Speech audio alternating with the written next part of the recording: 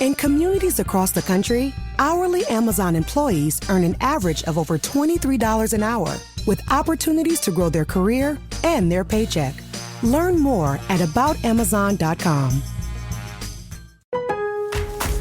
At Lowe's, this Veterans Day and every day, verified military members, veterans, and their spouses get automatic silver status in My Lowe's Rewards with free standard shipping, plus 10% off eligible purchases with no annual limit. It's one way we honor and give back to those who have served and still do. Learn more now at lowes.com/military. 10% discount can't be combined with another offer. Exclusions, terms, and conditions apply. Loyalty program subject to terms and conditions. Details at lowes.com/terms. Subject to change.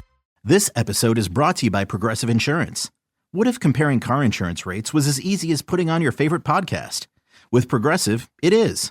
Just visit the Progressive website to quote with all the coverages you want. You'll see Progressive's direct rate, then their tool will provide options from other companies so you can compare. All you need to do is choose the rate and coverage you like. Quote today at Progressive.com to join the over 28 million drivers who trust Progressive. Progressive Casualty Insurance Company and Affiliates. Comparison rates not available in all states or situations. Prices vary based on how you buy. And now, here's the question. Hola, bitches. Good day to you and yours. All right, today is the day that we play Big Dummy, the game show that rewards you for your stunning ignorance. And here's how it works. You call us. We will spin the category wheel. Ted, I've told you you're not a federal employee. You're still getting paid. There it is. Oh. There it is. I know you had that confusion, whether you were furloughed or not. It's hard to tell. You're not. I know your paycheck's so small, you might think you're furloughed, but... I'm still getting paid. You're still getting paid. You're still getting paid, man. I'll spin it today. Right. There you go. All right. So we will spin the category wheel, and then we'll ask you a question from that category. But here's where Big Dummy separates itself from your average, more reputable game show. We will continue to ask you questions until you get one right. Because, as always, we want you to leave here smarter than you showed up. Now, so far this year, our biggest dummy is a two-way tie between the lovely and talented Danny and the equally lovely and talented Melody, both of whom were surprised to learn that a titmouse was a bird, not Mickey's nickname for Minnie, and found a way to answer 11 consecutive questions wrong. Can you do better? Of course you can. Everyone else has. So give us a call, and off we go on Big Dummy, brought to you by our friends at Advanced Hair Restoration. To make a test to play Big Dummy, call 206-803-ROCK. Like the Men's Room on Facebook, follow us on X and Instagram at Men's Room Live. Send your emails to the Men's Room at KISW.com, and now watch the show live on YouTube at KISW Rock. In communities across the country, hourly Amazon employees earn an average of over $23 an hour, with opportunities to grow their career and their paycheck. Learn more at aboutamazon.com. At Lowe's, this Veterans Day and every day, verified military members, veterans, and their spouses get automatic silver status in My Lowe's Rewards with free standard shipping, plus 10% off eligible purchases with no annual limit. It's one way we honor and give back to those who have served and still do. Learn more now at lowes.com/military. 10% discount can't be combined with another offer. Exclusions, terms, and conditions apply. Loyalty program subject to terms and conditions. Details at lowes.com/terms. Subject to change. This episode is brought to you by Progressive Insurance. Whether you love true crime or comedy, celebrity interviews or news, you call the shots on what's in your podcast queue. And guess what? Now you can call them on your auto insurance too with the Name Your Price tool from Progressive. It works just the way it sounds. You tell Progressive how much you want to pay for car insurance, and they'll show you coverage options that fit your budget. Get your quote today at Progressive.com to join the over 28 million drivers who trust Progressive. Progressive Casualty Insurance Company and Affiliates. Price and coverage match limited by state law. We know you're uncertain about psychics. Is this fortune teller you found on a forum legit? Your one true love is... me! That's why California Psychics reject 98% of the psychics who apply to work with us. We guarantee if your reading isn't life-changing, it's free. New customers receive 20 minutes for just $20. So experience the joy of certainty at CaliforniaPsychics.com. Experience the joy of certainty. California Psychics. Is your business ready for what's next? Think about where you want to be in 3 years, 5 years, 10. Growth isn't about numbers. It's having the right specialist by your side. Moss Adams and Baker Tilly have joined forces to create a remarkable new organization. It's one advisory firm with resources, expertise, and vision built specifically to serve the middle market to help you get to what's next. Learn how Baker Tilly can help your business pursue its vision of success. Visit bakertilly.com/combo. The debauchery rolls on. You're listening to The Men's Room with Miles and Thrill. 99.9 KISW. All but y'all, away we go. Welcome to the 20th anniversary season, episode number 4,424. What a large and a charge program we have for you today. Guaranteed future repeat as we welcome back in the head chef, Ted's Meat and Potatoes. Today is National Nachos Day. Nacho Day. Nacho Day. Nachos Day. Is it Nachos Day or Nacho Day? Technically, they're nachos. Right, so it should be National Nachos Day. Yes. If I eat one chip, you get an order of nachos. If I just eat one, that's just a nacho. That's a nacho. Yeah. So it's National Nachos Day. And we'll get into it. There used to be a Mexican place I went to on the East Coast where when you ordered nachos, each chip was its own nacho. Really? Really? Yeah. That seems like a more painstaking process than it's worth, but as a customer, I would think that's awesome. It was so good. So everyone had the cheese, the whatever else you want on there. Yeah. I've had a lot of good nachos in Seattle. Have you? More so than any place I've probably ever lived, yes. Yes, I have. Oh, really? I don't know why I said it that way. I apologize. Oh, have you, Miles? I like nachos any way you slice them. I like Irish nachos. Sure. Yeah? Anytime you do a different version of what should be nachos. I like when they drop like pulled pork on there, man. Like, oh, yeah, next level. Next level, man. Yeah, and I think nachos to be nachos, we'll get into it, need nacho chips, but I'm with you. You have the Irish nachos, which could be some type of French fry or house-made chip. Then you have tachos, which are tater tots covered in nacho stuff. Tachos are good. That's more of a fork kind of deal. Sure. Well, good news, Ted. I picked up some stuff at the grocery store so I can make my famous stoner nachos. It is. I will say They're this. so famous, we're just hearing about it now. Yeah, Yes. you're very excited about nachos Day. He was like, dude, Ted, I got you covered, head chef. Look, here's the thing. If I'm at home, obviously I put these bad boys in the oven. Sure. So they're not going to be as good as they normally are. No, don't try to backsell it now, man. These are your famous stoner This is nachos. not how I would make them, but I'm making do with what we have. We have a very small air fryer. We would only get one chip if I did it in that way. So I'm going to do the... Thrill only wants one chip. The microwave version. I'm just here for a nacho. And dessert, by the way, just so you guys will understand my love of bananas. Okay. So we've got nachos. That weird little Japanese sandwich looks good. Does it?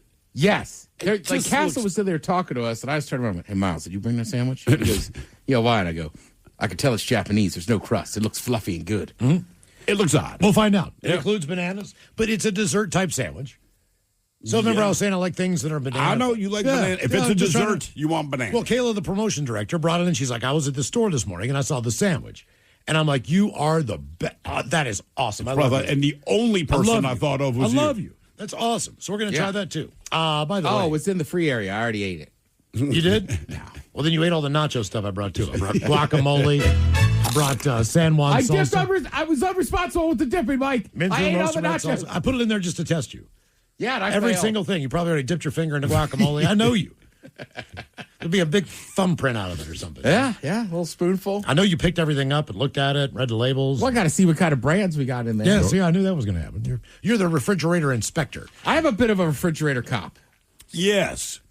Well, I just enjoy it. I know. First time I opened my fridge, we're living in Belltown, Ted comes over. All I did was open my fridge to grab something. What kind of mustard is that, man? And then Ted is in my fridge. Like, and what is this? And what is this? What do you use this for? This looks pretty good. I would never eat that. So it's like, just let him go. Just let him go, man. Truly, it's like the refrigerator inspector. Well, it's the head chef. You're never off duty. I guess not, man. You'll have to cook. I'll take care of the stoner nachos. All right. Stoner nachos. In celebration of a national... I got a couple edibles in the bag if you need them. Nachos Day. I might need those for later, actually. That's coming up for you at 4:30. And today is the day we play the game known as Big Dummy. It's an easy game to play. We'll spin a category wheel. You're either playing for Team Sober or Team Not Sober. And we have a two-way tie for the biggest dummy. That would be Danny and Melody. Each of them took 11 to get one right. And as we do when we play Big Dummy, we like to do a little men's room poll for you. The last time it was Halloween, so it wasn't really the coolest costume. Excuse me. It's available. More ones that are not necessarily shameful or embarrassing, but just... But exactly that. But not your more popular characters. And your choices were you could dress up as Jar Jar Binks. That's shameful. We had Robin from Batman and Robin Also fame. shameful. We had Barney. Shameful. We had Ted's costume growing up, which was a cardboard chocolate bar. Hershey's, I believe. Yes. Hershey's, yeah. Hershey chocolate bar. That may or may not have spelled Hershey. We'll never know. No chocolate. Oh, chocolate. That's Yeah, right. it's a Hershey's chocolate bar. Chocolate bar. But as we put up the poll, if you follow us on X and Men's Room Live, here's how the voting shook out. Coming in at fourth place, and it's a Halloween theme, 17% of you picked Barney. So that was the least percentage. I think Barney, if someone walked in as Barney and I'm going to party and be like, F yeah, man, Barney's here. I wonder if Barney drinks a lot. I'm going to find out tonight. I'm going to find out if Barney's going to hit on my woman. If I brought one to the party, I'm going to find a lot of things out. How much snacking does Barney do? You know, he's a big guy. I don't know. So Barney would be my guy. Go outside, smoke weed with Barney. Yeah. Barney's hot boxing. In third place, Jar Jar Binks with 22% of the vote, barely squeaking by Robin, who had 23 coming in second place. Wait, more people would be Robin than Jar Jar Binks. By 1%. That makes sense. And your number one choice to dress up, Ted, you'll be proud, Cardboard Chocolate Bar won pretty steadily, 37% of the vote. I'm not bad. I'm not proud, and I couldn't find a picture of it. People recognize how bad this costume was. But still, given the options, everyone, they would rather dress like your least favorite Halloween costume ever than any of these other three, man. I guess. They did. You didn't know you were breaking ground back then, dude. Look what's happening. Yeah. You could have won now. the costume contest. You had no idea. Yeah. So this week on the poll, Yarn, people. It was held together by yarn. This week on the poll, we're gonna talk about some food items. You're gonna each one of these items you're gonna get free for life.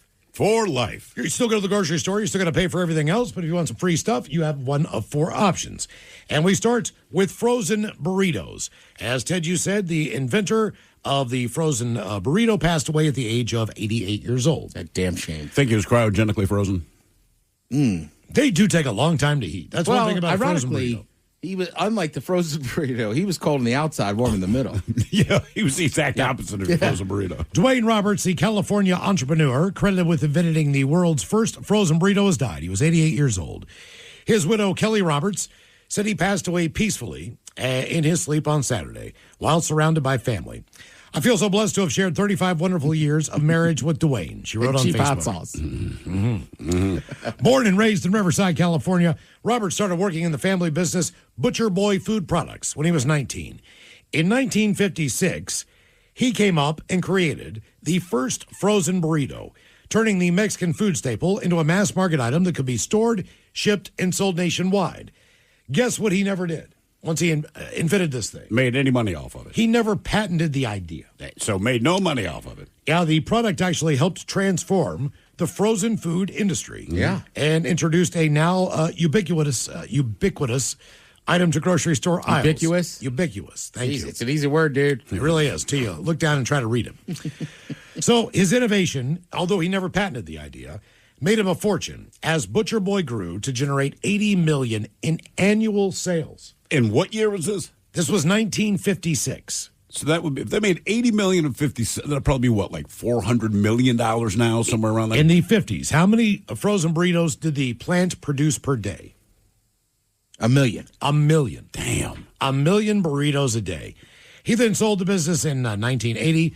By then, the frozen burrito had become a staple of American freezers, a quick, cheap meal that bridged cultural and culinary traditions across decades. There you go. As far as frozen foods go, I feel like that's the one that lasts the longest. In your freezer? Well, no, just between age groups. Oh, like at any age, you will go back and eat a frozen burrito. I think you're even correct. to this day, for some reason, sometimes you're just walking through and it's like, maybe I should get some frozen burritos. I'm not above it. Yeah. What kind do you get? Do you get chicken? Do you get beef, pork? Do you get bean? What is your I staple? usually get beef and bean and cheese. Bean and cheese. Huh? Okay. Seems like the simplest, easy. I'd like a little meat in mine. So number one, frozen burritos, free for life. You can get those. You get a big old box of them. And that's all burritos. Yes, frozen burritos. So breakfast burritos? If it's frozen. All right, that's what I have in my freezer. Next up on the list, we go Hamburger Helper, as their sales have skyrocketed as Americans try to stretch their food dollars. In the 1970s, they say Hamburger Helper became a staple of American dinner tables as families strained by inflation and soaring beef prices. They looked to turn a pound of ground beef, which was cheap then, into an entire meal. These days, those same pressures are why the flavored pasta mix is coming to the rescue, believe it or not, again. While most food companies are seeing declines in consumer demand for their products, sales of Hamburger Helper shot up 15% this year alone. Damn. Getting an extra bump from its appearance in the episode of The Bear in June, according to the company, Eagle Foods. And it's not just Hamburger Helper. Sales of foods commonly purchased by consumers when times get tough are on the rise. Purchases of rice are up. Distressed shoppers also buying more cans of tuna, salmon, sardines, beans. Boxes of macaroni and cheese are also strong, based on the data. Now, originally, Hamburger Helper came in 5 flavors. Beef noodle. I remember that one. Rice Oriental. I remember that. Which they probably changed the name, but you can still say it in that context. Yeah, because I want to say, what is it, ramen noodles? Sure. Oriental flavor. Right. Chili tomato, some of the ones. Beef noodle, you recall, more like a beef stroganoff, so to speak. Sort of. Yeah, many of the original flavors have been, they say, discontinued or updated. The brand's appeal grew over years as the number of flavors expanded to as many as 50, including tuna helper, cheeseburger macaroni. Cheeseburger one was good. All kinds of different things. The quick and easy dish that was easy to prepare. And they say the food also quickly became part of American pop culture. Its mascot, Lefty, a puffy white glove with a face on its palm, appeared in television commercials. In 1983's, as they say, comedy National Lampoon's Vacation, the financially struggling character of Cousin Eddie, played by Randy Quaid, said while grilling burgers made entirely of Hamburger Helper during a barbecue, "I don't know why they call this stuff Hamburger Helper, Clark. It does just fine by itself." So Hamburger Helper. Real tomato ketchup, Eddie? Yeah, nothing but the best. So Hamburger Helper is choice number 2 on the list. When's the last time you ate some Hamburger Helper? It's been since I lived in Ballard. I'm with you. Because they had Hamburger Helper at the 7-Eleven, and sometimes I would just go up there, buy like some macaroni and cheese, and Hamburger Helper, whatever, one pan, and like Cousin Eddie, I didn't use beef. I just used the hamburger. When I was living in Belltown, I made a pan one Monday night for Monday Night Football. My buddy came down the hall, and he's like, "What are you eating, Hamburger Helper?" He ate like the whole goddamn thing. Of course he did. Yeah, because like I made it thinking like I'll eat this for a couple days. Yeah, you won't. I mean, it's been a dozen years, but I remember it still being good. That's right. Now, third on the list, as far as cheap foods, in these tough times, TV dinners. You could get a lifetime supply of free TV dinners. And there is a lot of TV dinners. They have upped their game for sure, man. Yes. Right, that's a lot of variety. And finally on the list, canned soup. Last time we put canned soup in the poll, it was amazing how many people went to the soup well. And have very strong opinions of it, man. That's right. And There's a lot of big time soup out there. And there's also some higher end brands. Sure. The Progressos of the world, or whatever the equivalent of that is, with, What about the chunky stuff from Campbell's? I mean, there's like sirloin this and chicken. I honestly have never had chunky soup. I've had Campbell's, I've had the occasional Progresso, but I've never actually had the chunky. Well, there's soups that eat like a meal, dude. That's what I've heard. Well, typically I'm buying cans of soup to either cook with, or I'm just buying chicken noodle. Because you're right, because you got a cold or something. Yeah. So I normally don't use the soup as an entire meal. It's part of the meal. It's a chunky soup that eats like a meal. It's just part of it. I'm telling you, if you get one of them, and you'll be like, oh, this is different than canned soup I remember. All right. I'll try it. I sure hope you're right on that one. So your choices on our men's room poll: free for life, frozen burritos, Hamburger Helper, TV dinners, or canned soup. Ted, what are you taking on this? I'm torn between TV dinners and frozen burritos because of the variety, but I think I might go TV dinners. TV dinners, despite all the salt, despite all the things. Well, all these foods are going to incorporate that anyway. Yeah, well, you know that. Right, I mean, that's why they're cheap. None of them are going to help your blood pressure. But, yeah, I just feel like TV dinners, and there's so many varieties. Like, you could actually, again, not looking at salt. Right. But in theory, you could watch calories and still eat TV dinners. What would you say were your favorite TV dinners when you were growing up? What was the standard brand? Swanson? Or Salisbury? Swanson with the Salisbury steak. With the Salisbury steak, the little mashed potatoes, and that burnt brownie in the middle. And a little piece of corn. Sometimes they had all three of those. And then when I got teenager, that's when Hungry Man came out. And it was like fried chicken. Oh, yeah. They upped the fried game, chicken man. was fantastic. Same sides for the most part. Now, I will say the last couple times I was like, screw it, I'm getting a TV dinner. I was not impressed. Well, yeah. What'd you get? I think I got the fried chicken Hungry Man. Okay. All right. I will say this. Beechers, the cheese folks. Well, of course, they're going to They make about 5 or 6 boxes of stuff. And obviously it's Beechers. It's higher end. The times that I've had the lasagna or the baked ziti or any of those things. It's going to be good. It's Beechers, man. Like, I'm going to trust them. And for some reason, and I don't know what it is, that fried chicken in a box that you heat up in the oven is not the worst fried chicken in the world. It really is not. The bone, I know you'll go for the nuggets, but the actual bone-in fried chicken does not suck. Talk about the banquet brand. That's right. Yeah. Yeah, it's good stuff. Steve, where are you going on this one? Oh, burritos, man. Burritos? Yeah. You can eat it with your hands, eat it with a fork, enough variety. Doesn't matter. Yeah, I still enjoy, man. Absolutely. I used to live on a box of frozen burritos for years. Yeah. I mean, they were always there. You have a microwave. If I had some salsa, like, Tostitos salsa that you buy in the 7-Eleven or whatever. Sure. Dump that all over that. If I had sour cream, I mean, that was part of the reason large. we started calling you Martha Stewart. Was your was girlfriend doctor at up the time. for cheap food. Yeah, and I just never seen anybody with frozen burritos take the time to put cheese on top and then salsa. I'm trying to sour kill the cream. taste of them. Yeah. That's ultimately what it is. Did you ever get the bomb? No. Like that big, it's like this long or whatever. They sell them at like corner stores. No. Oh, yeah. All I right. used to get those once in a while. Mike, what are you doing? Burritos, hamburger helper, TV dinners, or canned soup? I am torn between the frozen burritos and the canned soup because I knew canned soup would be part of your selection. Because I like an in a pinch meal. Honestly, I Sure. I love a just toss it in there and good to go. So What think, is your soup of choice? honestly, I would go with the chunky soups just because of the variety that you get. What is your top chunky soup? Because again, I have not gone through the Veggie chunky beef. soup well. What is it? Veggie beef or the chicken and wild rice. God damn it! You're like so close. They've also got a jambalaya. They got a gumbo, which are Okay, fantastic, dude. there you I go. like both of those. You can really mix it up with those soups. So I think I got to go canned soup on this one. I had a recipe. I cannot remember what the hell I was making. I think it was some kind of seafood pasta type dish. And I bought a more expensive can of lobster bisque. Now, if you get lobster bisque at a restaurant, there's some chunks of lobster in there. Oh yeah, for sure. Now I poured this thing into the saucepan. Straight to heat it. liquid. There's not one. Of course. I mean, it was almost like trying to find the pork and beans. It just did not exist. It was not even there. So I mean, dude, Campbell's Chunky now has a Pabst Blue Ribbon line. A Pabst with Blue beer Ribbon. in Beer the cheese with potatoes and chorizo, Oh, okay. beef bacon and beer chili with beans. There's a Texas-style barbecue burger. I mean, Mike's right. Like, these chunky soups. And I think if you changing buy the a game. can of the soup, you actually get a coupon 50% off of a 4-pack of toilet paper. I think based on all the You flavors you just said, Yeah. you're going to need this. I think I'm going TV dinners. All right. TV dinners, just because I grew up on them. They do have a nostalgia aspect to them. They also have some meals now with crinkle cut fries, kind of like dino nuggets, corn, the little brownie in there. Why does corn always show up? Like corn, Most people like corn. I know, but it just seems most people like a lot of things, but somehow corn seems to be the one. Like, hey, corn, you're up. You need to complete this meal. Throw in corn. Yep. All right. Here's our main dish. Just throw in corn. It's good. So our Men's Room poll, it's free for life. And if you follow us on X at Men's Room Live, vote now.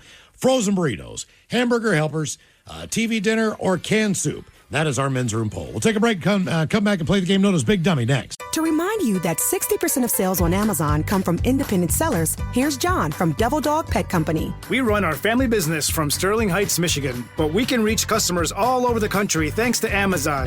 Good boy. Shop small business on Amazon. At Lowe's, this Veterans Day and every day, verified military members, veterans, and their spouses get automatic silver status in My Lowe's Rewards with free standard shipping, plus 10% off eligible purchases with no annual limit. It's one way we honor and give back to those who have served and still do. Learn more now at lowes.com/military. 10% discount can't be combined with another offer. Exclusions, terms, and conditions apply. Loyalty program subject to terms and conditions. Details at lowes.com/terms. Subject to change. This episode is brought to you by Progressive. Most of you aren't just listening right now. You're driving, cleaning, and even exercising. But what if you could be saving money by switching to Progressive? Drivers who save by switching save nearly $750 on average. And auto customers qualify for an average of 7 discounts. Multitask right now. Quote today at Progressive.com. Progressive Casualty Insurance Company and Affiliates. National average 12-month savings of $744 by new customers surveyed who saved with Progressive between June 2022 and May 2023. Potential savings will vary. Discounts not available in all states and situations. We know you're uncertain about psychics. Is this fortune teller you found on a forum legit? Your one true love is... Me!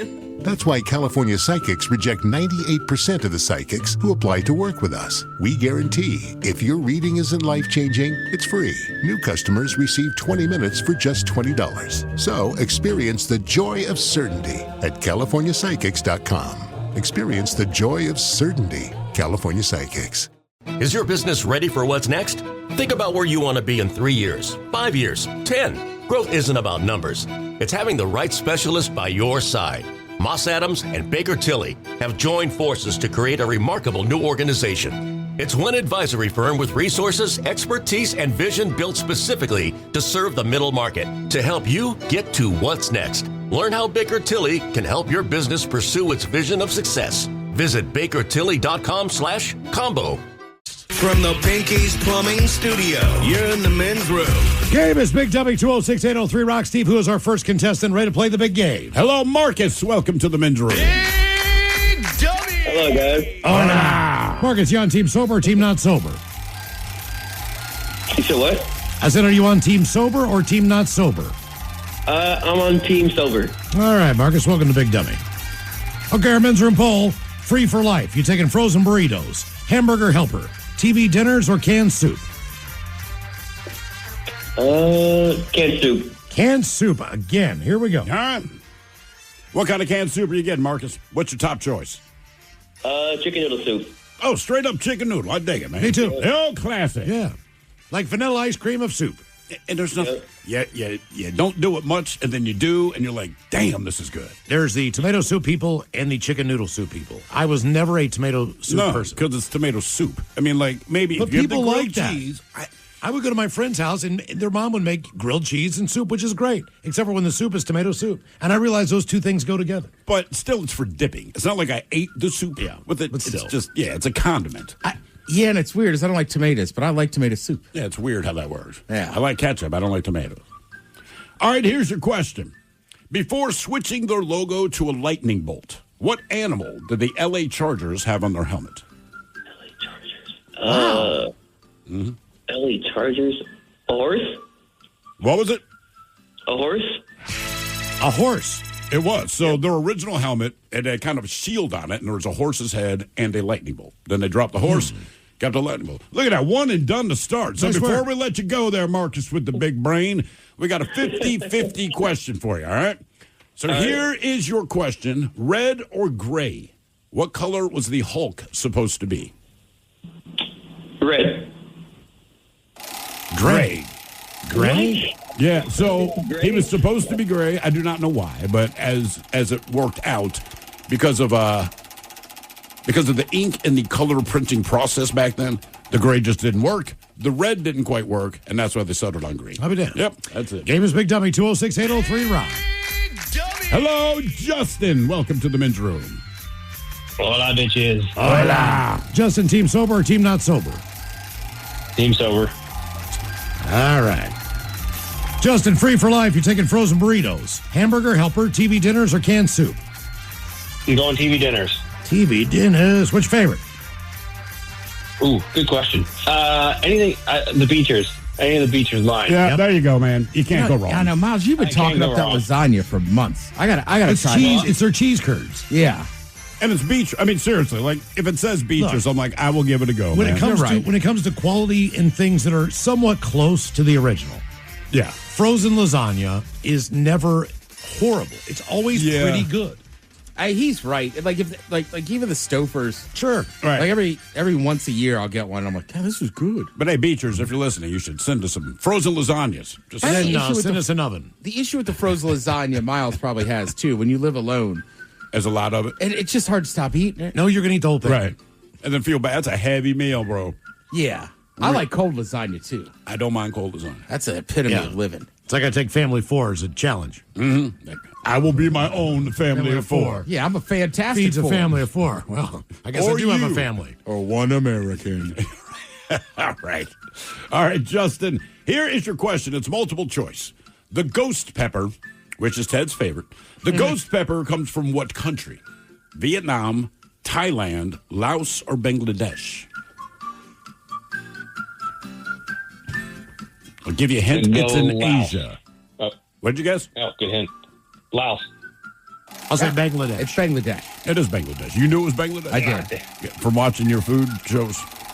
Well, to know the enemy, you got to know thy enemy. And so, what you heard about the ghost pepper? Like, where's this bitch from? Right, basically. Who's doing this? I thought it was that dude in Carolina that keeps just. Oh, he was the Reaper guy. Well, he made the Reaper to overtake the ghost pepper, and then he made the X, I believe it's called now, to overtake. At some point, brother, like we're not going to be able to eat what you're doing. So here, eat a hot coal. Correct.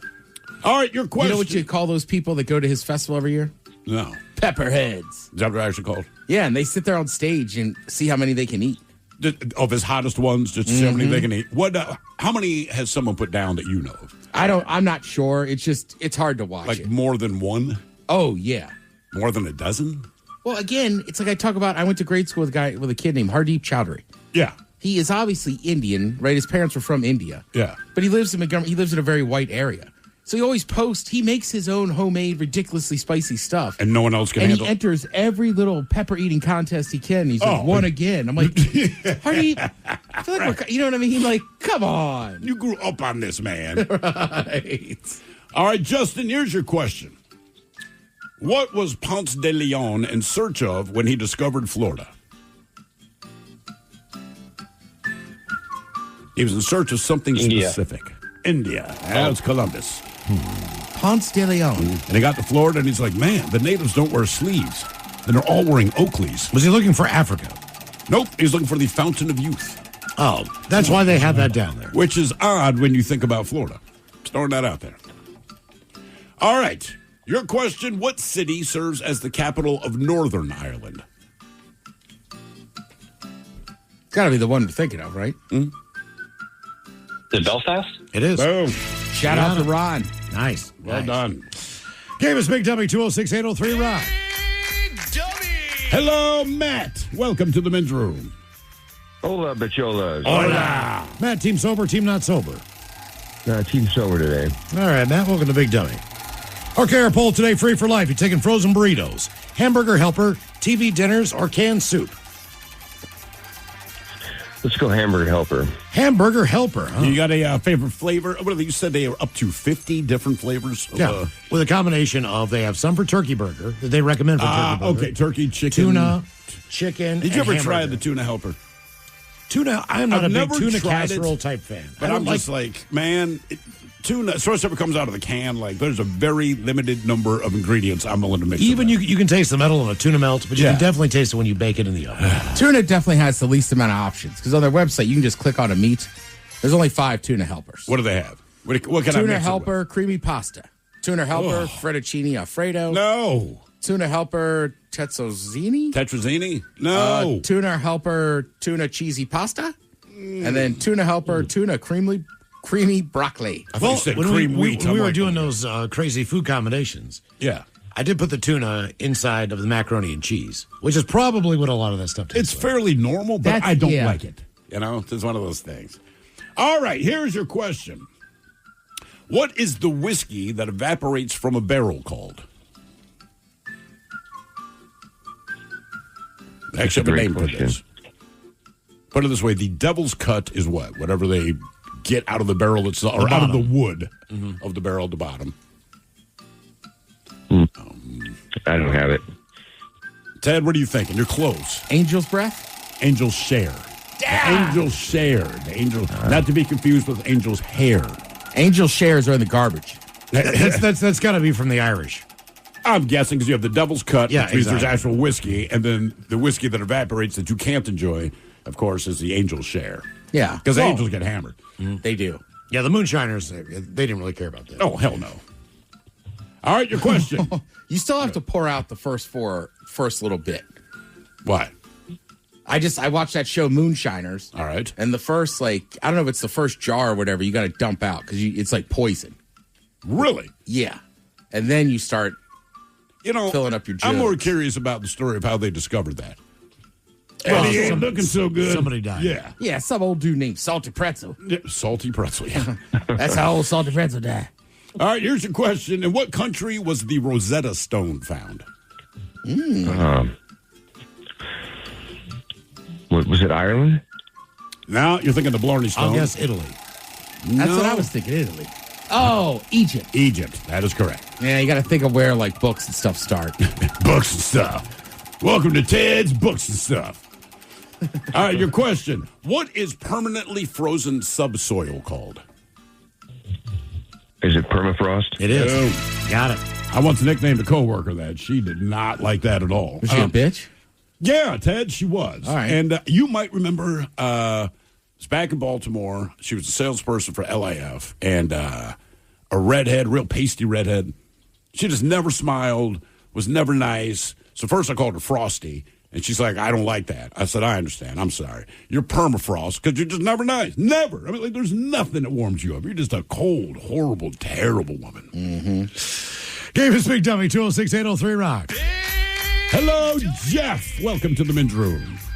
Oh, your girl and your Johnson, hola! Hola, Jeff. Your girl and your Johnson. How's Ted? How you gentlemen doing? We're doing great. Are you sober or not sober, Jeff?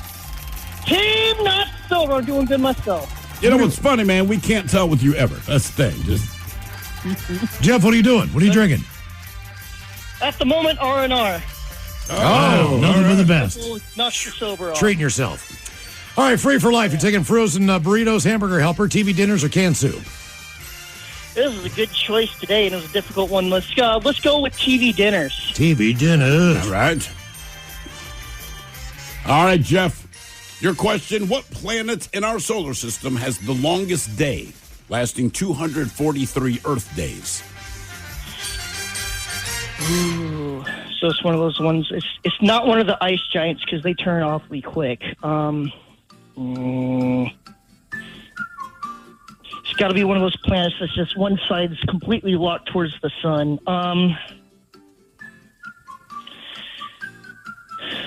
Does it have the fastest year? It does not. I see how you're deducing Venus. this. It's not Mercury. Boom. Okay. All right. Yeah, ma'am. Just doesn't turn. It does, but it goes around the sun in like 240 some days or something like. Either way, one day lasts longer than its year. Yeah, that's why it's so poisonous. It's completely burning. Yeah, it is not a place you'd want to be. I'm surprised with your planetary knowledge, my friend. All right, here is your question. It's one of the few classes I actually had an A in. Really? Oh, all right. All right. Good boy, Jeff. I thought one of the few, though. What was your worst subject? Math. Yeah, I'm right there with you. Yeah, that's fine. Everybody I understands. can't. Yep. After simple math, after that is once you start getting the fractions, don't come to me. I'm gonna have a brain fart. I can do fractions. I can do decimals. But once you once you start adding letters, I'm like that. I'm algebra. Oh, I'm out, and I don't letters, care. Yeah. All I right. hate how the letters is like it just somehow this actual it comes up to like an actual number. It's like how do you get 23 out of R? That was always my thing. They're like, well, R represents blank. I'm like, no, why don't you just say blank? That's all. That's the answer. Sometimes R doesn't represent blank. All right, here's your question. 50-50 chance. True. I like your style. I really like your You style. guys think he's right? I like your style. Don't even ask it. Don't even ask it. Be right, Jeff. Don't even ask it. Save it. It is false. Oh, Bob. It is false. Now, yeah, look, sorry, y'all guys. the next one and doneer, I will ask the question I was going to ask you. Okay. We'll All find out. And hopefully they'll build the pieces together. Yeah, exactly. Big W is the game, 206-803-ROCK. I'm with Miles. I like Jeff. True. Done. Hello, Elliot. Welcome to the men's room. Hey, hello, guys. Hola. Elliot, are you sober or not sober? I am sober. All right, welcome to Big Dummy, Elliot. Okay, free food for life. Are you taking frozen burritos, hamburger helper, TV dinners, or canned soup? Man, I was just at the grocery store earlier and picked up a TV dinner for the first time in like a year. So give me a TV dinner. What variety did you get? I've never seen it before. It's from the show Yellowstone. They're making TV dinners now. Yellowstone is making TV dinners. I saw those last night and went, you got to be kidding me. What flavor is like, there? Oh, they have the flavors from like every character has their own flavor name.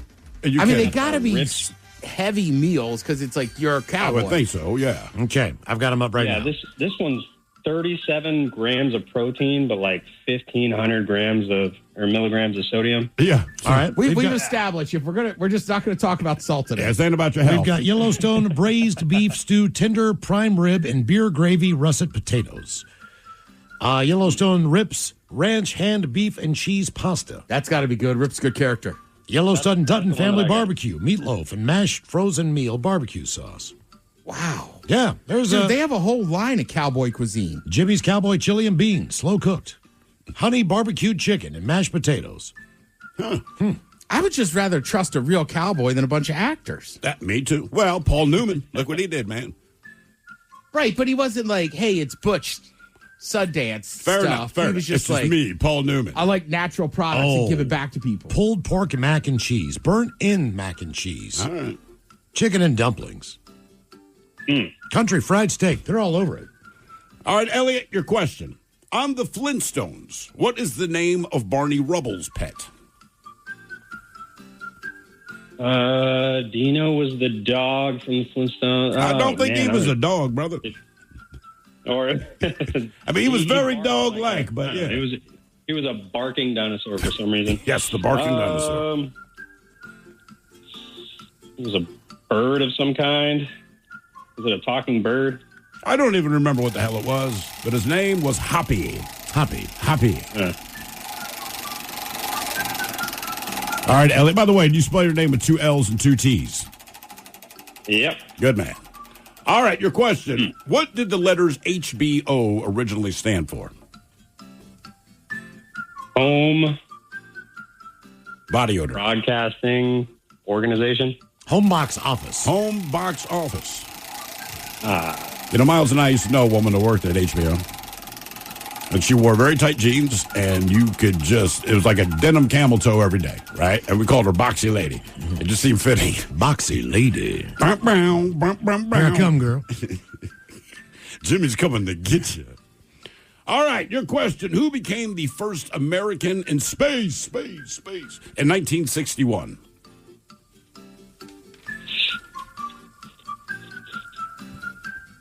Buzz Aldrin?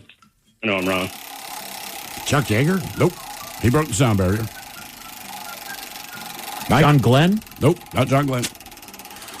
Neil Armstrong.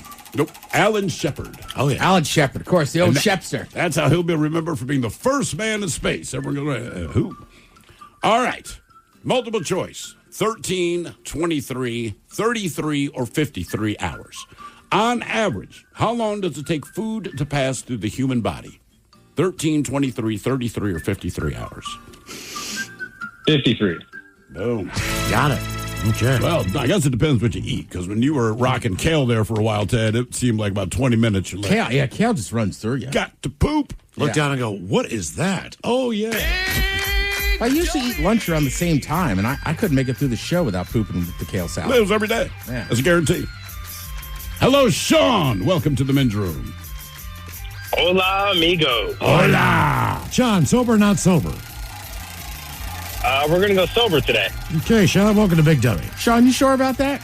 I know the way you said it. Like, we'll go sober. Sober. Taking a day off. Free for life, Sean. Yep. Frozen burritos, hamburger helper, TV dinners, or canned soup. Where you at? You know, I was frozen burritos until I heard Ted talk about the new PBR flavors for Chunky. So I might have to go with canned soup. Okay. All right, here's your question. What are plants that grow, reproduce, and die all in one season called? Getting it done. Is it also like a sale? Annuals? What's that? Annuals? One and done. Very good. All right. There you go. Here's a true baby. falser. Thank you, boys. Oh, hang on. We got it. You got a bonus question. We got a true or false question for you that you should not get wrong. You should know the answer. True or false? The U.S. nuclear launch system used floppy disk until 2022. Oh, wow. I'm going to go true. But wait, here's the thing. Now, they were not still on floppy disk in 2022, but they were still on floppy disk until 2019.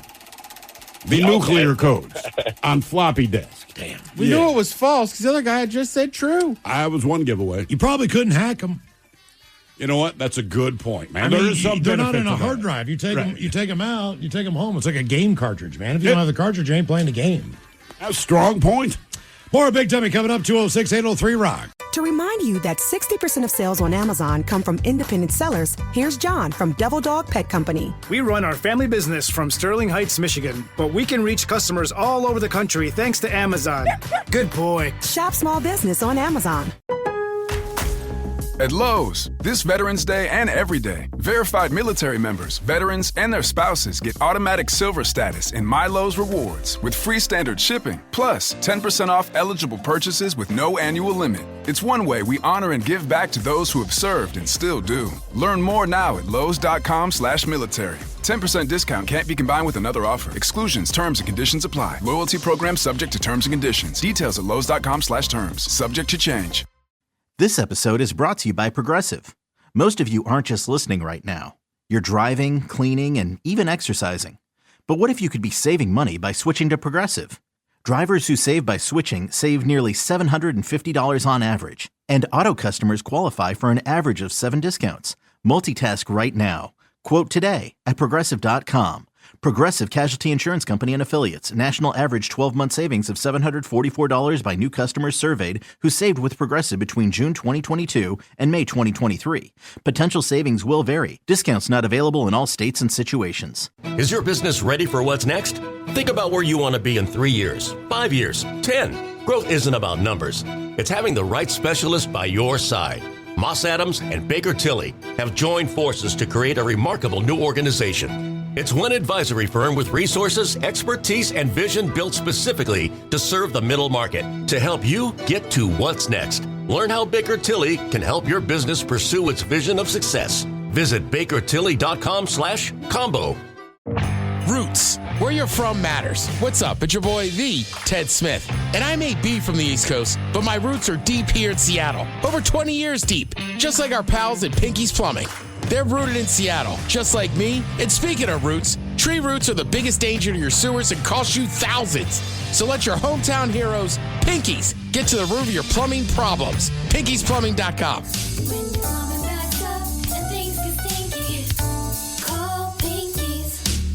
To remind you that 60% of sales on Amazon come from independent sellers, here's John from Devil Dog Pet Company. We run our family business from Sterling Heights, Michigan, but we can reach customers all over the country thanks to Amazon. Good boy. Shop small business on Amazon. When you haven't found love, it can feel like everyone else has. It's in every movie, every song, and all the PDA. Looking for love sucks.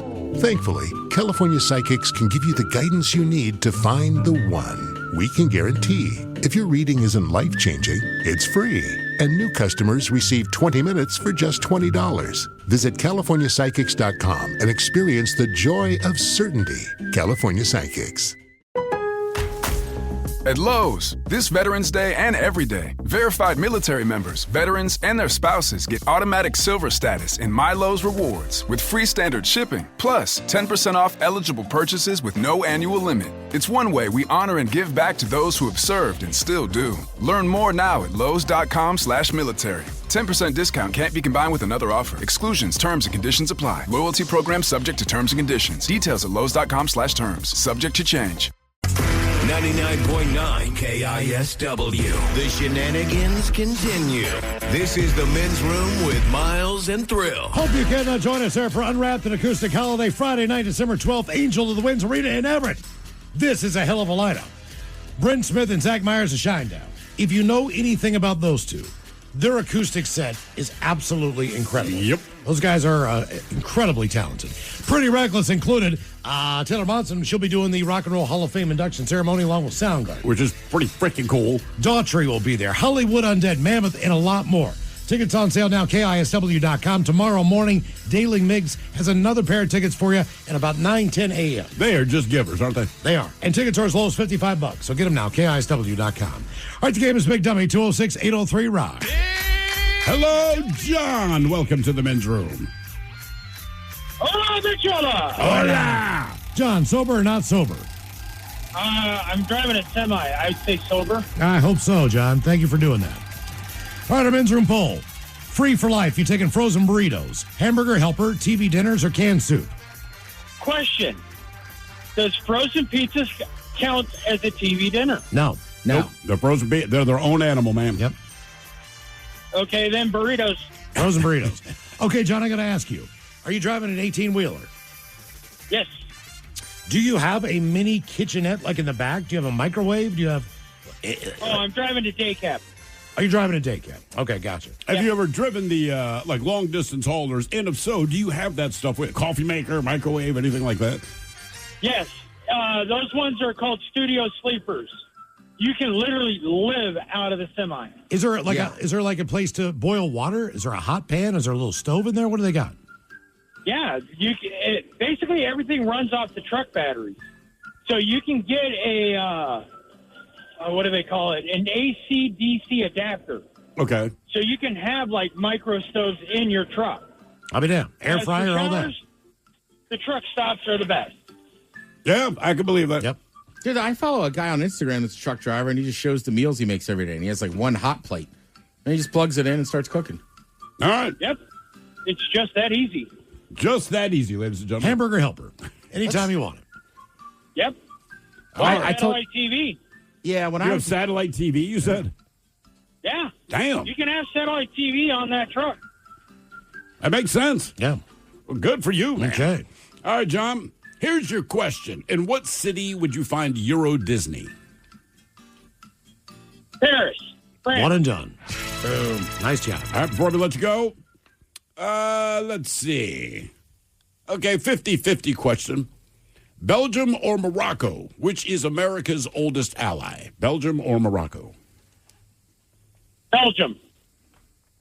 Morocco. Yep. Been our ally since 1777. Boy, haven't they come in handy. Ted, question for you. Yeah. So there's Euro Disney in Paris, which originally was called... it was not Euro Was it Disney. called Disney Paris? It may have just been called Disney Paris. And Le changed it to Disney. Euro. Is the Chinese Disneyland still open? It was in Shanghai. I'm not sure. Because I know it opened there. Something went down. I don't remember. And I feel like they may have either axed it or they figured out whatever it is they had to figure out. But I'm just wondering, how many Disney properties are there then? Because there's L.A., there's Florida. Because if you count the island. Does that count? Well, it's a Disney property. There's Tokyo. Sure. There's a Hong Kong Disney, a Tokyo Disney, Shanghai Disney. Okay, it is still there. What's wrong? I didn't have to say it like that. Shanghai Disney. Yeah. Yeah. It looks like I think a lot of the Tokyo stuff is all together. Then Hong Kong and Shanghai, I think, are different. Yeah, I would think so. And then, the island is what, in the Caribbean? Mm-hmm. That is. I think it might be in the Atlantic. Maybe it is in the Caribbean. I'm not sure. I think it's Caribbean. My kids have been there. Oh, really? Yeah, they took the Disney cruise there. Okay. Big W is the game, 206-803-ROCK. Hello, David. Welcome to the men's room.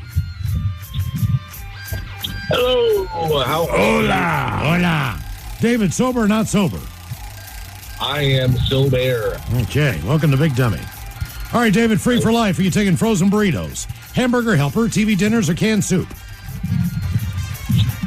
Oh, man. You know, that guy got me start thinking about pizza. That's all the options. I will go with burritos. Frozen burritos. All right. Yeah, I'm right there with you, man. I mean, I think if we put frozen pizza on here, it'd probably win. Gonna win. Oh, easy. Oh, no doubt about it. All right, here is your question. What hormone is secreted by the pancreas that lowers blood glucose levels? Oh, I know it. One second. Some people have to inject it, right? Mm-hmm. I've been dealing with this for the past couple weeks. Oh, really? Why can't I'm diabetic. Why can't I remember his name? You're diabetic? Come on, man. diabetic. Come on, dude. You are the target audience of this question. Are you kidding me? 1 second. You're a bad diabetic. I don't He have probably my- is. You seriously can't remember, man. Why can't I think of it? I don't know. Can you tell me why I can't think of it? It is important to you, my friend. Your Insulin. pancreas, secretes insulin.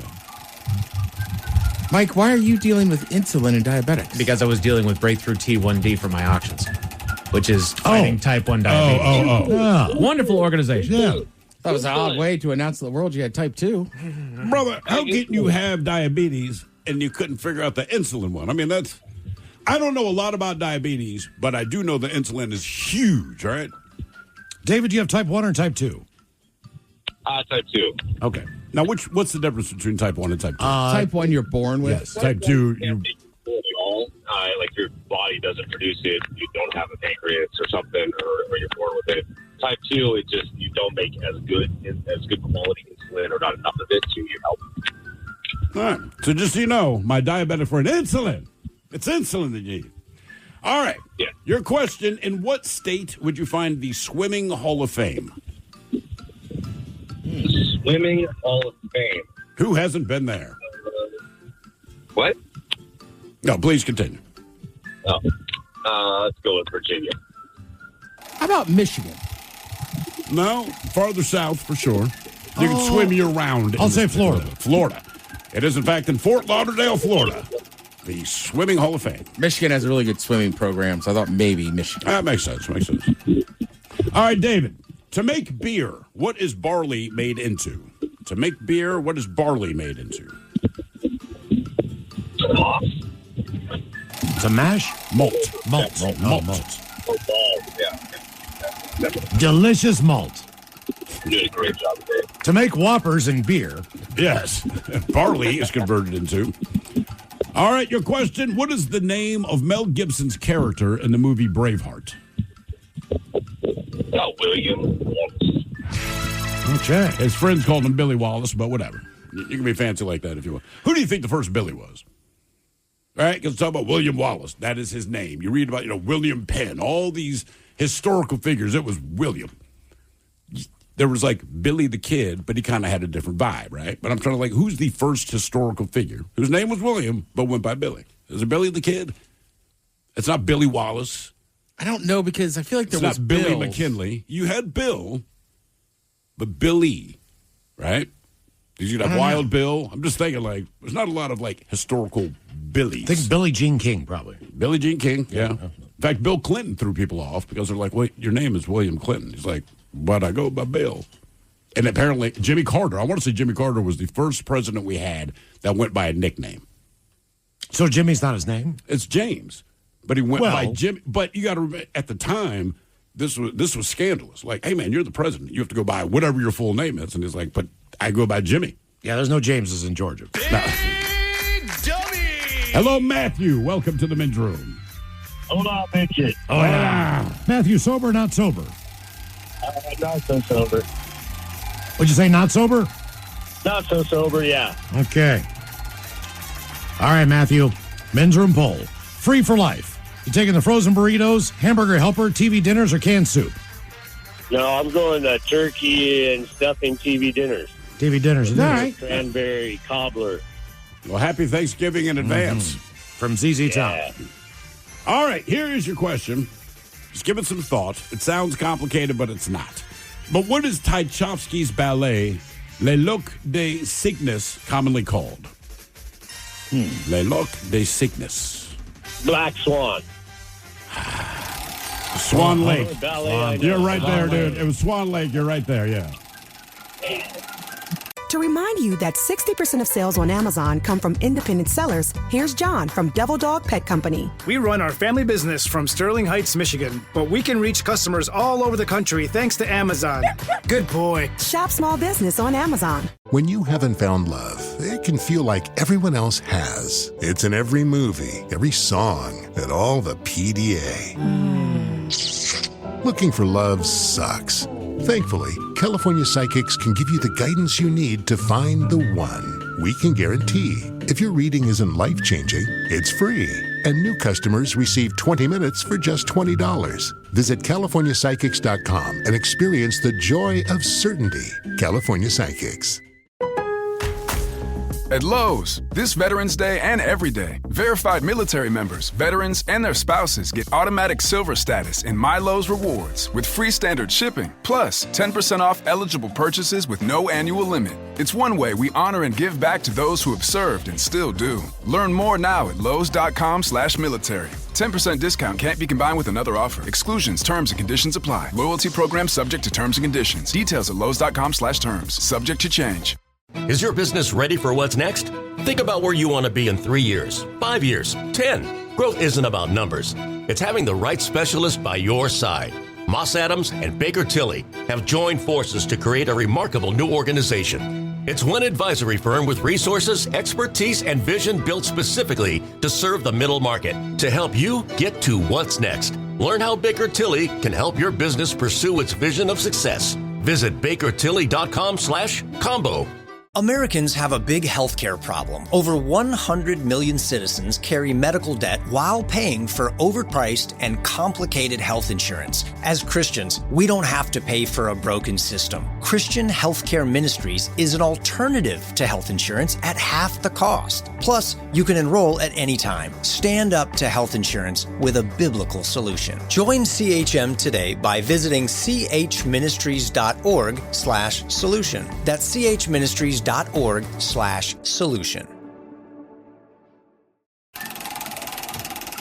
All right. I know 2 ballets.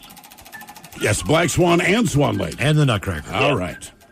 All right, in the Steve Miller Band song, The Joker, what name do people sometimes call him? Midnight Toker.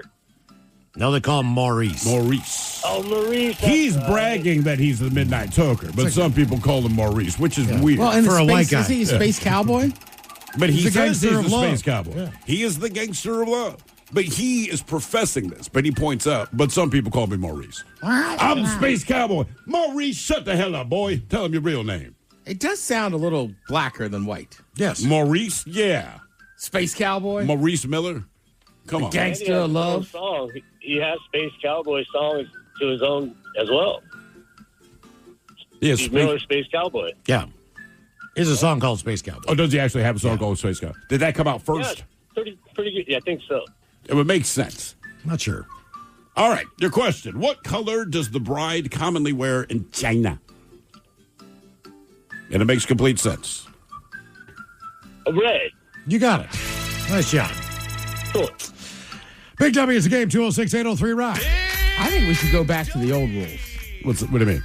Your second wedding, you're not wearing white. Now, look, the point of wearing white, there's all that Christian stuff that goes along with it. It was your purity, the fact that you're a virgin. Of all the weddings I've been to, I'm pretty sure not a single one of those brides that was up on that stage was a virgin. Hey, do whatever you want in life. I don't It's like- care. it should be If like- a porn star gets married, she's still wearing white. Get real. No, get real. What are you doing? Hello, John. Welcome to the men's room. Hola, Petrola. Hola. John, sober or not sober? Sober. Have to work. That's all right, John. So do we. Men's room poll, free for life. You're taking frozen burritos, hamburger helper, TV dinners, or canned soup? Is the TV dinner Stouffer's? It can be. Sure.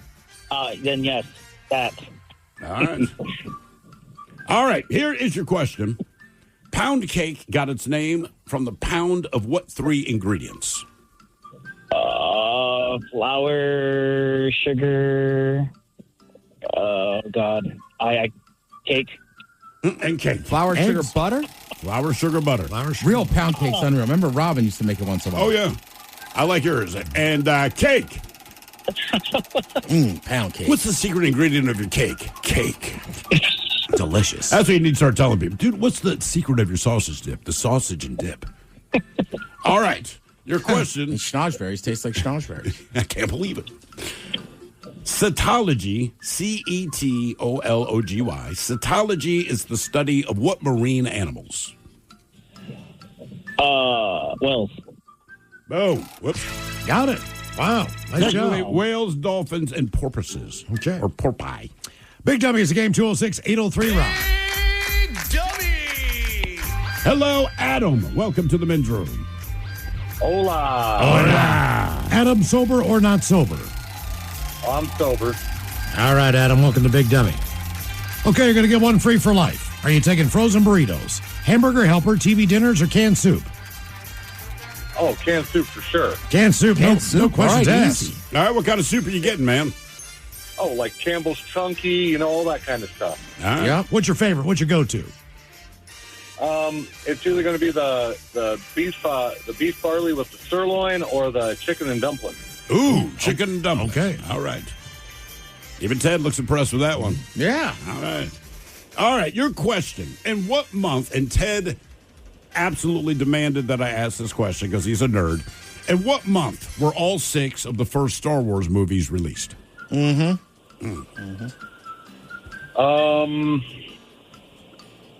go with May. Boom. Oh. Is that just coincidental? Well, they did it. Some are blockbusters. Well, I know, but may the 4th be with you. It just worked out that way. Right. So I it's don't just think coincidental. that Lucas was thinking that at the time, but, leave it to the nerds to go, Seemed- hey, seemed to work out. make it a thing. All right. Before we let you go, we have a one-and-done question for you. Let's see. True or false? Sorry, not true or false. Alley-oop. The term alley-oop was originally a term used in football or boxing. Boxing. Football. Is that a Hail Mary? Not necessarily a Hail Mary, but definitely kind of a rainbow pass. But this way, the Hail Mary, you're covering like 40 yards, say, or something like that.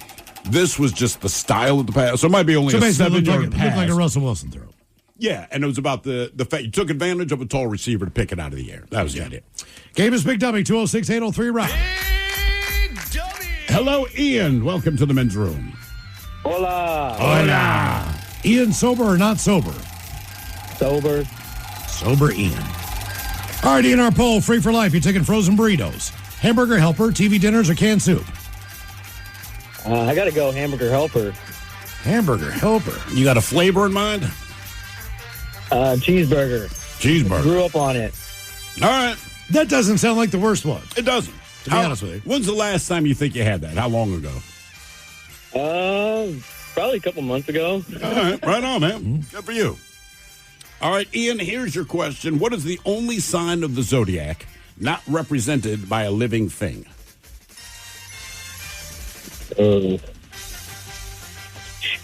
I'll give you a hint. My father's this sign. That should help.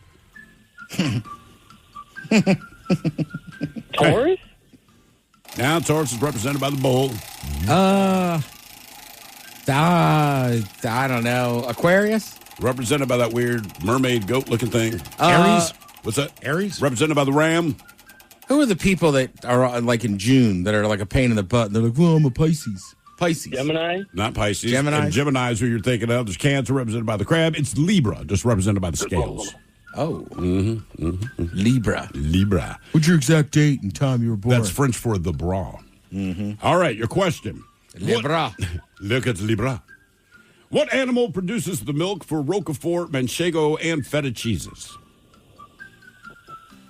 Oh, that's goat. I'm sorry, it's bat. No, actually, it's sheep. Those are good cheeses. Would you eat bat cheese? No. Why not? It's just milk. It's milk from a bat. Who milked it? Doesn't matter. I don't know who's the biggest. Dairy Gold. Dairy Gold starts milking bats. All right. They're like, dude, I'm telling you, this is a delicious cheese. It's just milk from a bat. Would you try it? I think I'd like to try it first. And so he said, you're eating bat cheese. I Okay. Go, "All Would right, you I'll- try baboon cheese? I'd give it a shot, man. I would. How about breast milk cheese from an actual human? Do I know who it is, or it's just mass produced No, it's somewhere? just produced. I'd give it a shot. I would try it. I'd give it a shot. I mean, I grew up on it. Well, I didn't grow up on it. I stopped at, like 2. I don't know how you do. Miles was 17, being breastfed. Delicious. Strong bones. I like that. But not by his own mother. That's what's weird. All right. Your question. In the movie, Robin Williams played a character named Daniel Hillard. Who was Daniel Hillard's alter ego in this 1993 movie? Jeez. I have no idea. The only movie I really know him from is Doubtfire. You got it.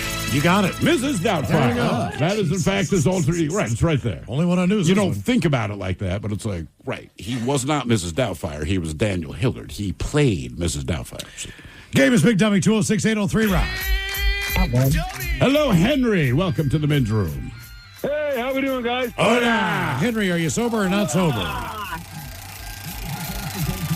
We are not sober. Okay, Henry, turn your radio down. Oh, yeah, hold on one second. There we go. We are not sober. Okay. All right, Henry, free for life. You're taking frozen burritos, hamburger helper, TV dinners, or canned soup? Do hamburger helper. Hamburger helper it is. All right. And what flavor are we going with the hamburger helper? You know, we had it the other night with the grandkids. We had stroganoff. Yep, we did. All right. Well, she makes it sound dirty. Do you We've been dirty all day. All right, I like it. All right, Dirty Henry, here is your question. In what country did the concept of the Easter Bunny originate? Multiple choice. Was it Ireland, England, Sweden, or Germany? Oh, no, that would be Ireland. I think Germany. Germany. I think so, too. I think Germany, too. Well, after I gave the answer, of course you do. Yeah. All right, your question. What is the name of the unleavened bread that is eaten at Passover? Oh, shoot. You were close. Just missed it by a vowel. Yeah, you're right. You're right, I did. It's a dry ass. It's shoot, where they broke the bread. It's called, it is unleavened bread. Holy cow, I can't think of the name of it. I will, once you mention it. That's called not sober. Matzo. Oh, also known as the brother of Groucho Marx. Could you sub in pita bread? Matzo? No, because it's lemon. No. Hey, man, thank you for joining me for our Passover. You mind if I brought some pita? Go ahead and get that. There we go. Good man, Drew. Good man. All right, your question. What is the capital of Missouri? Oh, that's St. Louis. That is Jefferson City. Jefferson City, yeah. I like your confidence, sir, even though you were dead wrong. Question 4. Oh, holy shoot. Not sober. Not sober. I think we figured that out, especially with you. I know, we can barely tell. All right, your question. What color is Mr. Spock's blood? Blood. It's blue. That's a lobster. His blood was green. It's green. Like money. It is green. Heck, it is green. That's what Spock always said. It's like green like money. That was one of the episodes they never aired. I know. It was a little too urban, they said. Yeah. Can we talk about your 401k?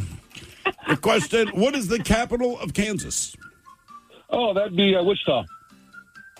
Topeka. No way. Yeah. Holy cow. I'm horrible. Not sober. Not sober. I'm horrible. All right. Your question, what term for a stable, well-established stock comes from a $10 bet in poker? A well-established stock for $10 poker? Yeah, so you look at the old tried and true stocks. Yeah, the Dow Jones Industrial. Sure. We're called this. So your Exxons of the world. And I want to your say General Electrics of the world. Shaquille O'Neal started a movie of the same name with Nick Nolte. Boy, I have no idea. It represents us in a game of poker. Call. So you play with chips, right? They're all different colors. It's a great athlete. He's coming out of high school. Boy, I have no idea on that one. I mean, wow. I'm going to go chips. But I need a color. Color. Oh, blue. There you go. Blue chip. All right. Had to talk him into it, but there you go. Not sober. More of Big Dummy coming up, 206-803-ROCK. To remind you that 60% of sales on Amazon come from independent sellers, here's John from Devil Dog Pet Company. We run our family business from Sterling Heights, Michigan, but we can reach customers all over the country thanks to Amazon. Good boy. Shop small business on Amazon. When you haven't found love, it can feel like everyone else has. It's in every movie, every song, and all the PDA. Looking for love sucks. Thankfully, California Psychics can give you the guidance you need to find the one. We can guarantee if your reading isn't life-changing, it's free. And new customers receive 20 minutes for just $20. Visit CaliforniaPsychics.com and experience the joy of certainty. California Psychics. At Lowe's, this Veterans Day and every day, verified military members, veterans, and their spouses get automatic silver status in My Lowe's Rewards with free standard shipping, plus 10% off eligible purchases with no annual limit. It's one way we honor and give back to those who have served and still do. Learn more now at Lowes.com/military. 10% discount can't be combined with another offer. Exclusions, terms, and conditions apply. Loyalty program subject to terms and conditions. Details at Lowes.com/terms. Subject to change. Is your business ready for what's next? Think about where you want to be in 3 years, 5 years, 10. Growth isn't about numbers. It's having the right specialist by your side. Moss Adams and Baker Tilly have joined forces to create a remarkable new organization. It's one advisory firm with resources, expertise, and vision built specifically to serve the middle market to help you get to what's next. Learn how Baker Tilly can help your business pursue its vision of success. Visit BakerTilly.com/combo. Americans have a big healthcare problem. Over 100 million citizens carry medical debt while paying for overpriced and complicated health insurance. As Christians, we don't have to pay for a broken system. Christian Healthcare Ministries is an alternative to health insurance at half the cost. Plus, you can enroll at any time. Stand up to health insurance with a biblical solution. Join CHM today by visiting chministries.org/solution. That's chministries.org/solution. From the Pinky's Plumbing Studio, you're in the men's room. Text the guys at 206-803-ROCK. Nachos are on the way as the head chef celebrates National Nachos Day with Ted's Meat Potatoes. Yes. You hungry? You better be. You're going to like my stoner nachos. Tell me. I hope so. Yeah. I'll check them out, by the way, if you watch the show on YouTube at KISW Rock. We'll take a picture of it. You can see it there. There you go. Live in action. Okay. Watch us enjoy them. In the meantime, the game is Big Dummy, 206-803-ROCK. Hello, Bill. Welcome to the men's room. Hello, Bill. Hey, hello. Hola. Bill on Team Sober? Hola. Sober. Okay. Sober. All right, Bill, welcome to Big Dummy. Okay, free for life, Bill. You taking frozen burritos, hamburger helper, TV dinners, or canned soup? I gotta go with the hamburger helper. Okay, then. All right. What flavor? Varieties. Oh, so many. Yeah, well, Stroganoff's probably number one, but then, cheeseburger. They got all those Italian ones now, like 4 cheese something or other. I had a taco one that wasn't bad. Did you ever have the lasagna one? No. It had tiny little. Lasagna, Yeah, it was like tiny little lasagna noodles. And it was good? Right. Yeah. I mean, again, it's been years, but we ate a lot of it when I was a kid. All right. Yeah. All right, Bill, here's your question. Which Spice Girl was performed by Emma Bunton? Emma Bunton. Emma Bunton. Emma Bunton. Mm-hmm. Bunton. Emma Bunton. Spice. Scary Spice. No. Scary That would, Mel B. Yeah, that's Baby Spice. Baby Spice. And you knew that just from hearing the name? Yeah, she was the blonde one. She was my favorite. Okay. I saw the name. I'm like, I have no idea which. There was Scary, Sporty, Baby Spice. Ginger Spice and Posh Spice. Posh Spice. Oh, right. Beckham. All right. All right. Beckham's wife. Victoria Beckham. She's married to a knight now. I know. He's now Sir. What the hell's his name? David Beckham. David, right? What's that? Michael? Yes, sir. Sorry, man. Lady Baby Spice. So does she become, quote unquote, a lady or something like that if he is now a knight? I don't know how that works. Because they're married, right? So I feel like, I don't know, but it seems like if he's now Sir David Beckham, she should be Lady Ms. Beckham or something. I mean, she is posh already. Yes, she is. All right, your question. What athlete's late-night talk show was canceled after only 8 weeks in 1998? Bad nickname? Accurate. That's got to, let's see, thinking Magic Johnson. You got it. Well done. All right. Wonder why they thought he could handle it. And look, I've seen him in a lot of interviews and all that kind of thing. He's not the guy that I would think like, hey, you know what, man? You should host a late night network television show. He definitely did. He's not even good in interviews. I think he was just that famous at the time. He was. They tried everything. They tried Chevy Chase. They tried how long did Chevy Pat Chase last? Sajak, Joan Rivers for a minute. Joan Rivers should have had her own show. And the one that held was Arsenio. He did. That book I was recommending to you, they talk a lot about that too. Interesting. Game is Big Dummy, 206-803-ROCK. Hello, Dwayne. Welcome to the men's room. Hola, bitch, hola. Hola. Dwayne, are you sober or not sober? I just cracked, my dog and I are drinking a men's room lager right now. All right. You say your dog and you are? Yeah, still a little down there. He likes it. All right. Good dog. Yeah. Good boy. Recommend it for Who's dogs. a good boy? We're on, just say we're on the patio. I'm not in the house. Yeah, so I figured as much. I'm not pulling an Eastwood thing or anything. Dwayne, our men's room poll, free for life. You taking frozen burritos, hamburger helper, TV dinners, or canned soup? I think I'm going to go soup. Soup I like it is. variety. All right, you can spill it for your dog. That dog wants beer, not soup, Miles. Come on. Maybe he wants beer, cheese, soup. Yeah, a good point. I bet Miles the dog would love the 20th anniversary lager. I think that Miles the dog would like anything that you're willing to offer. Anything I was drinking, he drank. Yeah. All right, Dwayne, that includes I had a NyQuil. dog. Every time I cracked the beer, he started mugging me for it. Yep. Sounds like that dog. Sounds like all these dogs did a little AA in their life. I think so. All right, Dwayne, your question. In what U.S. state is the Pentagon building officially located? State. I'm just going to go with Virginia. One and done. There you go. Nice job. Arlington, Virginia, yes. All right. True or false question for you. Chuck Lorre, the creator of 2.5 Men, The Big Bang Theory, also wrote and performed the theme to the original Teenage Mutant Ninja Turtles. Chuck Lorre. I'm sure. Yep. All right. Okay, then. Damn. Yeah, well, apparently, so he's also a musician, and he was also hired, oh, God, I can't remember the cartoon now, but they did a remake. So in the 1980s, they tried to do a remake of the old cartoon Beanie and Cecil. And Chuck Lorre was hired, believe it or not, to write the music for it. I'll be damned. Yeah. Give us Big Dummy, 206-803-ROCK. Hello, Greg. Welcome to the men's room. Howdy, howdy. How y'all doing? Hola. Hola. Greg, are you sober or not sober? I'm driving sober. I got 14 miles and 40 minutes to go. Okay. 14 miles and 40 minutes. Jesus, dude. It's crawling. All right, free for life. You're taking frozen burritos, hamburger helper, TV dinners, or canned soup? Hamburger helper, because I had a can of corn, mushrooms, and an onion, and a can of spicy nacho soup from Campbell's. Spicy nacho soup? What is in that? It's the new thing. They replaced their Fiesta nacho cheese, just a spicy cheese soup, but I substitute milk for that. All right. And it makes it awesome. That doesn't sound bad at all. Yeah, really doesn't.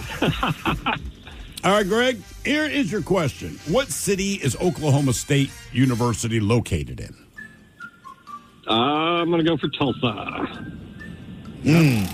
give you a hint. It's Stillwater. Well, I was to say, it's also the name of the band from the movie Almost Famous. Yeah. Stillwater. I thought that was Sweetwater. Stillwater. I actually Googled it again, so I'm like, I think it's, Stillwater. I think Sweetwater is a real band. Was that the Woodstock band? Maybe. Yeah, maybe. Probably. All right. Your question, who played the first Tool Time girl on the TV show Home Improvement?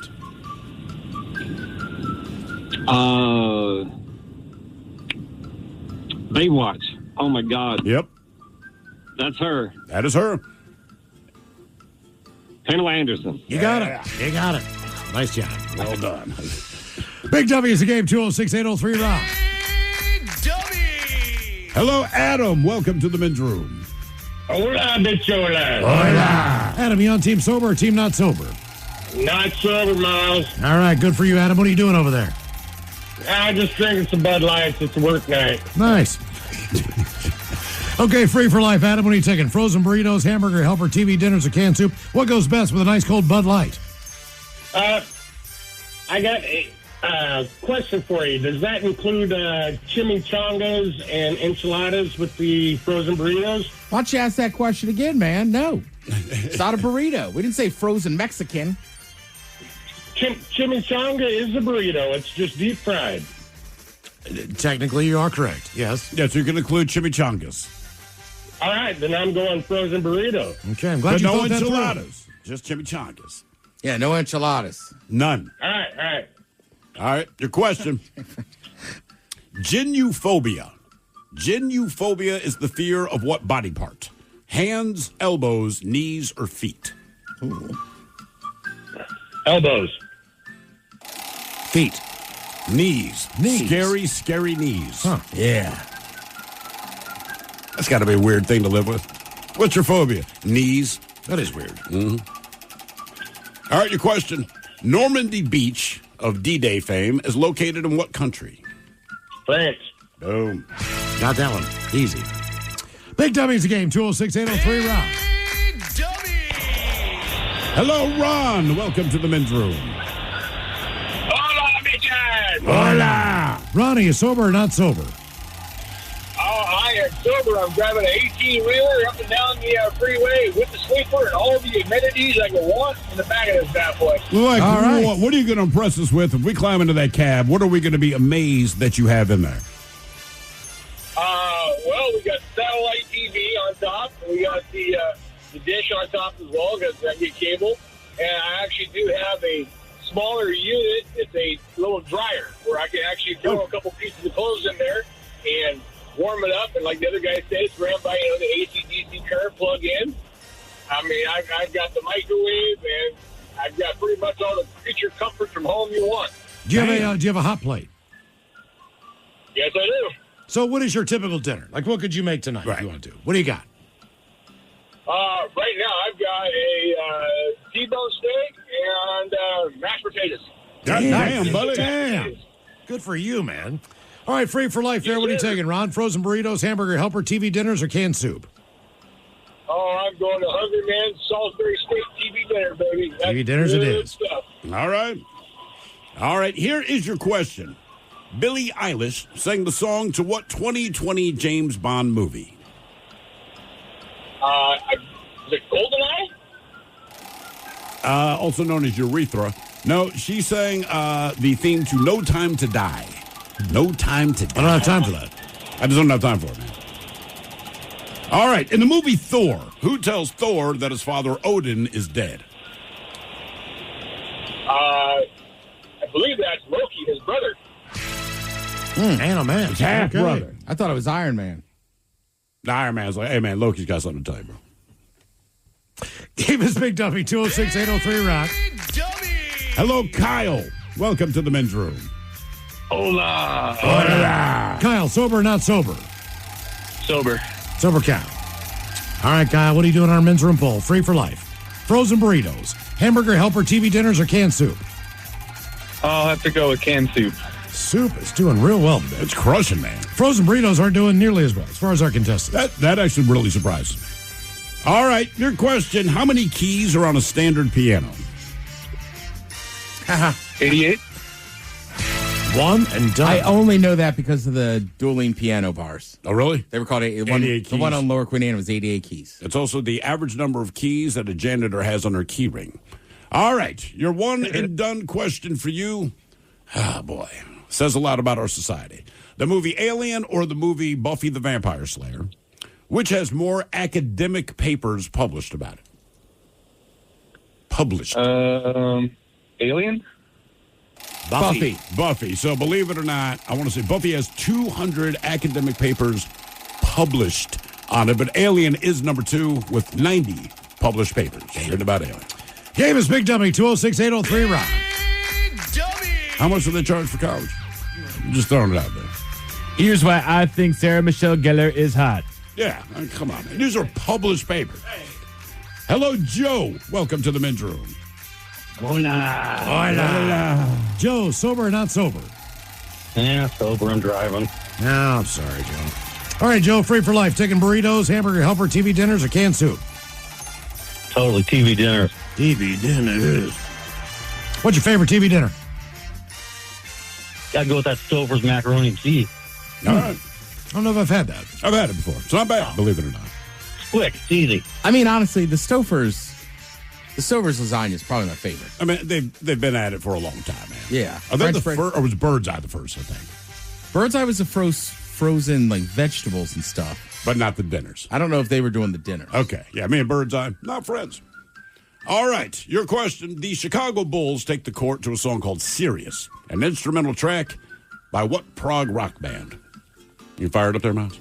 Oh, I know that one. Yeah. I was saying. We got it. We got it fired up. Hold on, let me look. I don't know it outside of being the... Yes, and I'm gonna go AC/DC. I don't know. Rock and roll. Oh, you're right with a letter. It's Alan Parsons' project. Yep. I never knew that song except for the Bulls. I did not know it either until they said, I'm like, I know Alan Parsons' project, just not the tune I would have guessed. 23 from North Carolina. Michael. My son just got a Dennis Rodman shirt.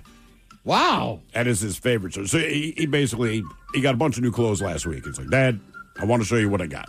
Kids are kids. I'm like, cool. So he got a Michael Jordan shirt, got an NWA shirt, got an Eazy-E shirt, and he goes, this one's my favorite. And it's the Dennis Rodman shirt. How does he even know Dennis Rodman? I don't entirely know, man. All right. I was just like, all right, good for you. And then I told him the story of the sushi chef in Miami thinking that I was Dennis Rodman and giving me the meal on the house and kept bowing to me with a big smile. He's like, why did he think you're Dennis Rodman? I was like, because I'm black and I have tattoos, dude. That's why he thought I was Dennis Rodman. Okay, because I look a little like Dennis Rodman, I guess. That's why. Is Dennis Rodman like when he had his hair dyed and all that stuff? I don't know, but in my mind, I kept saying Dennis Rodman's the ugliest person on earth. And then a lot of women told me that I was wrong. So maybe I look like him, and that is unfortunate. All right, your question. What product used the slogan, "Where's your mustache?" And no, it was not Lady Gillette. Milk. Got it. Boom. Nice job. Yes, indeed. Nice job. Game is Big Dummy, 206-803 Rock. Uh-oh. Oh, crap. Sound like he donged us already. Yeah. We don't got him? Nope. We had him, then he donged us. All right. Well, give us a question then. All right, here's one for you. What do the words Auld Lang Syne mean? Say it again. Auld Lang Syne. You know the song, "For all the acquaintance we've forgotten." I don't know that I do. You've heard this song. You don't know the song? May all forget be forgotten. Brought to mind. Should all acquaintance be forgotten. It's the New Year's song. Yeah. Thank you, Mike. You know the song, right? I know it now. You guys don't. You're not really singing. Hey, it. F you, man. Happy New Year. No? Any guesses? Begin anew. No. Say goodbye to the past. Old acquaintance, right? Be forgotten. That it means old long since. Oh, okay. National Nachos Day. The head chef is coming up. We'll celebrate with Ted's Meat and Potatoes. And we've got your emails coming up next from the men's room at KISW.com. To remind you that 60% of sales on Amazon come from independent sellers, here's John from Devil Dog Pet Company. We run our family business from Sterling Heights, Michigan, but we can reach customers all over the country thanks to Amazon. Good boy. Shop small business on Amazon. At Lowe's, this Veterans Day and every day, verified military members, veterans, and their spouses get automatic silver status in My Lowe's Rewards with free standard shipping, plus 10% off eligible purchases with no annual limit. It's one way we honor and give back to those who have served and still do. Learn more now at lowes.com/military. 10% discount can't be combined with another offer. Exclusions, terms, and conditions apply. Loyalty program subject to terms and conditions. Details at lowes.com/terms. Subject to change. Is your business ready for what's next? Think about where you want to be in 3 years, 5 years, 10. Growth isn't about numbers. It's having the right specialist by your side. Moss Adams and Baker Tilly have joined forces to create a remarkable new organization. It's one advisory firm with resources, expertise, and vision built specifically to serve the middle market to help you get to what's next. Learn how Baker Tilly can help your business pursue its vision of success. Visit bakertilly.com/combo. Health insurance rates in America are surging, leaving millions without affordable options. But Christians don't need to waste money on a broken system. Christian Healthcare Ministries is an alternative to health insurance at half the cost. With CHM, fellow believers contribute monthly to help pay each other's medical bills while lifting one another up in prayer. It's financial and spiritual support when you need it most. Join CHM today by visiting chministries.org/solution. That's chministries.org/solution. This podcast is brought to you by Kleenex Lotion Tissues. You can't predict sick days, but with Kleenex Lotion Tissues, you can be better prepared for them while helping keep your skin healthy. Whether it's a surprise sneeze or a stuffy nose, it's always good to have something gentle on hand. Kleenex Lotion Tissues moisturize to help prevent skin irritation while you're battling those unwanted cold and flu symptoms. It's extra care when you need it most. I mean, why not have one less thing to worry about when you're not feeling your best? For whatever happens next, grab Kleenex. To remind you that 60% of sales on Amazon come from independent sellers, here's John from Devil Dog Pet Company. We run our family business from Sterling Heights, Michigan, but we can reach customers all over the country thanks to Amazon. Good boy. Shop small business on Amazon. We know you're uncertain about psychics. Is this fortune teller you found on a forum legit? Your one true love is... me! free. That's why California Psychics reject 98% of the psychics who apply to work with us. We guarantee if your reading isn't life-changing, it's free. New customers receive 20 minutes for just $20. So experience the joy of certainty at CaliforniaPsychics.com. Experience the joy of certainty. California Psychics. This episode is brought to you by Progressive Insurance. What if comparing car insurance rates was as easy as putting on your favorite podcast? With Progressive, it is. Just visit the Progressive website to quote with all the coverages you want. You'll see Progressive's direct rate, then their tool will provide options from other companies so you can compare. All you need to do is choose the rate and coverage you like. Quote today at Progressive.com to join the over 28 million drivers who trust Progressive. Progressive Casualty Insurance Company and Affiliates. Comparison rates not available in all states or situations. Prices vary based on how you buy. We return to the men's room with Miles and Thrill. It is National Nachos Day. We'll tell you some coming up with the head chef and Ted's Meat and Potatoes. But first, time for a few emails to the men's room at KISW.com.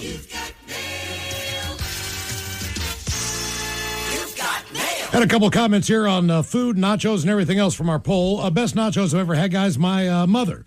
Absolutely fire. Always kind of funny because she's Canadian. Super authentic. Got to use refried black beans on them. House-made chips, extra jalapenos. I don't have the black beans or the extra jalapenos, but hopefully they'll be all right. Guys, you have to put milk in tomato soup when you heat it up. It's the best. That from Adam in Gold Bar. Now on to a few birthdays brought to you by Men's Room Roasted Red Salsa from San Juan Salsa Company. Dip responsibly. Good day to you, Dino Nuggets and Pimp Chalice Mike. I do declare it is the birthday of Tanya, pronounced Mama Marco, this very day. In honor of her legacy, could the dirty Germans ask for advice on how to wrangle avian livestock in heat, such as turkeys, after a certain blonde object of desire? Stay beautiful, you people. That from Bacon. Yeah, it's simple. If the turkeys are in heat, all I do is unzip my pants and show them my penis waddle. Yeah, the question is so much stuff inside. I'm not even sure what it says. So using sex toys now to catch turkeys? I am using sex toys to catch turkeys. Yeah. Yes. Guys, I want to spend a special loving happy birthday to my sexy iron worker. We just welcomed a baby girl on the 17th, if you can congratulate him on that. And also some dad jokes and some dirty Germans. Happiest of birthdays from You're Still Too Hot and Too Young for Your Women. Love you, babers. That from the lovely Katie. Okay. Who doesn't mention his name. So it's her husband's name. They just had a kid. Mm-hmm. Yeah. Well, congratulations on the kid. All right. Dad jokes. Why is Peter Pan always flying, guys? Why is Peter Pan always flying? Why? He never lands. I was thinking something different. Yeah, because he's covered in pixie dust. You know what I'm saying? Did you guys know if an Italian gives you an eel, it means actually they love you? Oh, yeah? Yeah. That's amore. Good. Eel humor. Did you know that Argentina is surprisingly cold? No. Borderline chilly. This morning at the grocery store, the cashier told me to strip down facing me. Oh, yeah? When I found out she meant my debit card, it was too late.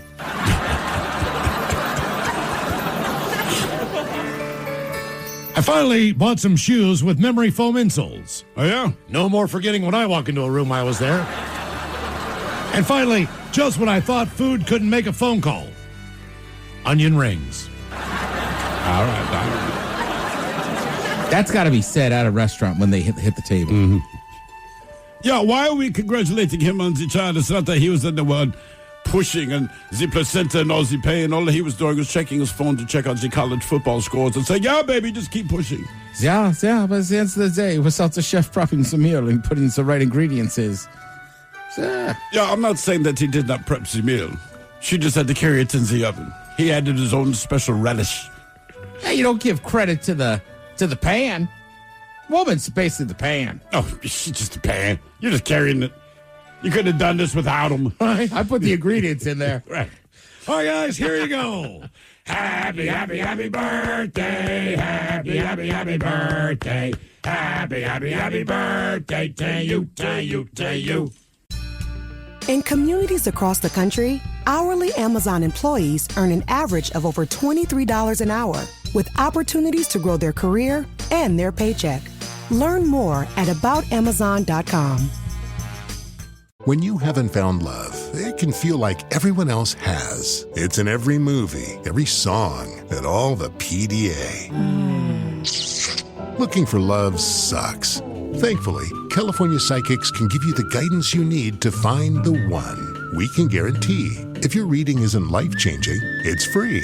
And new customers receive 20 minutes for just $20. Visit CaliforniaPsychics.com and experience the joy of certainty. California Psychics. This episode is brought to you by Progressive. Most of you aren't just listening right now. You're driving, cleaning, and even exercising. But what if you could be saving money by switching to Progressive? Drivers who save by switching save nearly $750 on average. And auto customers qualify for an average of 7 discounts. Multitask right now. Quote today at Progressive.com. Progressive Casualty Insurance Company and Affiliates. National average 12-month savings of $744 by new customers surveyed who saved with Progressive between June 2022 and May 2023. Potential savings will vary. Discounts not available in all states and situations. At Lowe's, this Veterans Day and every day, verified military members, veterans, and their spouses get automatic silver status in My Lowe's Rewards with free standard shipping, plus 10% off eligible purchases with no annual limit. It's one way we honor and give back to those who have served and still do. Learn more now at lowes.com/military. 10% discount can't be combined with another offer. Exclusions, terms, and conditions apply. Loyalty program subject to terms and conditions. Details at lowes.com/terms. Subject to change. Is your business ready for what's next? Think about where you want to be in 3 years, 5 years, 10. Growth isn't about numbers. It's having the right specialist by your side. Moss Adams and Baker Tilly have joined forces to create a remarkable new organization. It's one advisory firm with resources, expertise, and vision built specifically to serve the middle market to help you get to what's next. Learn how Baker Tilly can help your business pursue its vision of success. Visit bakertilly.com/combo. Ya's a Dirty Germans brought to you by Men's Room Original Sausage. Available through Uli's World Famous Sausage, mensroomlive.com, and other fine retailers. Schweinefleisch. Thank you, Bob. A couple extra emails. Ola Bacholas catching up on your show on the Odyssey app. What happened to your downstairs was the topic that day. I figured you would appreciate this story. I'm a Chicago transplant in Bellingham going to grad school at Western. When I was about 5 years old, my family went to the Lincoln Park Zoo in downtown Chicago. When we were at the elephant exhibit, my brother, who is a year younger than me, jumped up to the bars and was sitting there looking at the elephants. I, of course, wanted to join him. As I tried to angle my body with one leg up on the bar and the other on the ground, I jumped, assuming I could swing my other leg up and sit on top there too. I could not. My downstairs slammed into the vertical bars. The next thing I remember is crying in the bathroom and my mom pulling down my underwear. Blood is everywhere. I got carted away in an ambulance and obliterated my left labia. I've gone most of my life without any sexual partners asking about it. Because we don't care in the moment. But a few years ago, a guy asked me what happened, and I told him, and he said, "Man, you got a skater labia." And now that's what I call it, my skater labia. Love you guys. Go Bears. That from your Chicago gal, Catherine. I did not know that skater labia was a thing. I did not either.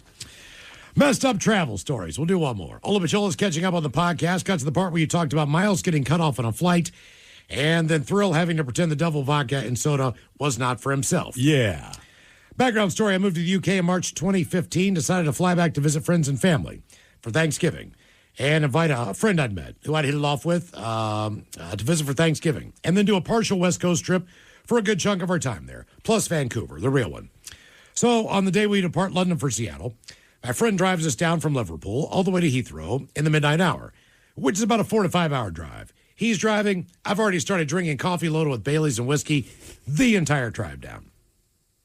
By the way, England does not have open container laws, so I'm in the clear so as long as I don't endanger the driver. Get to the airport, and my friend finally has a pint with some breakfast at the airport cafe. I stay foodless and just keep on throwing back shots and pints. Finally, we get on the plane.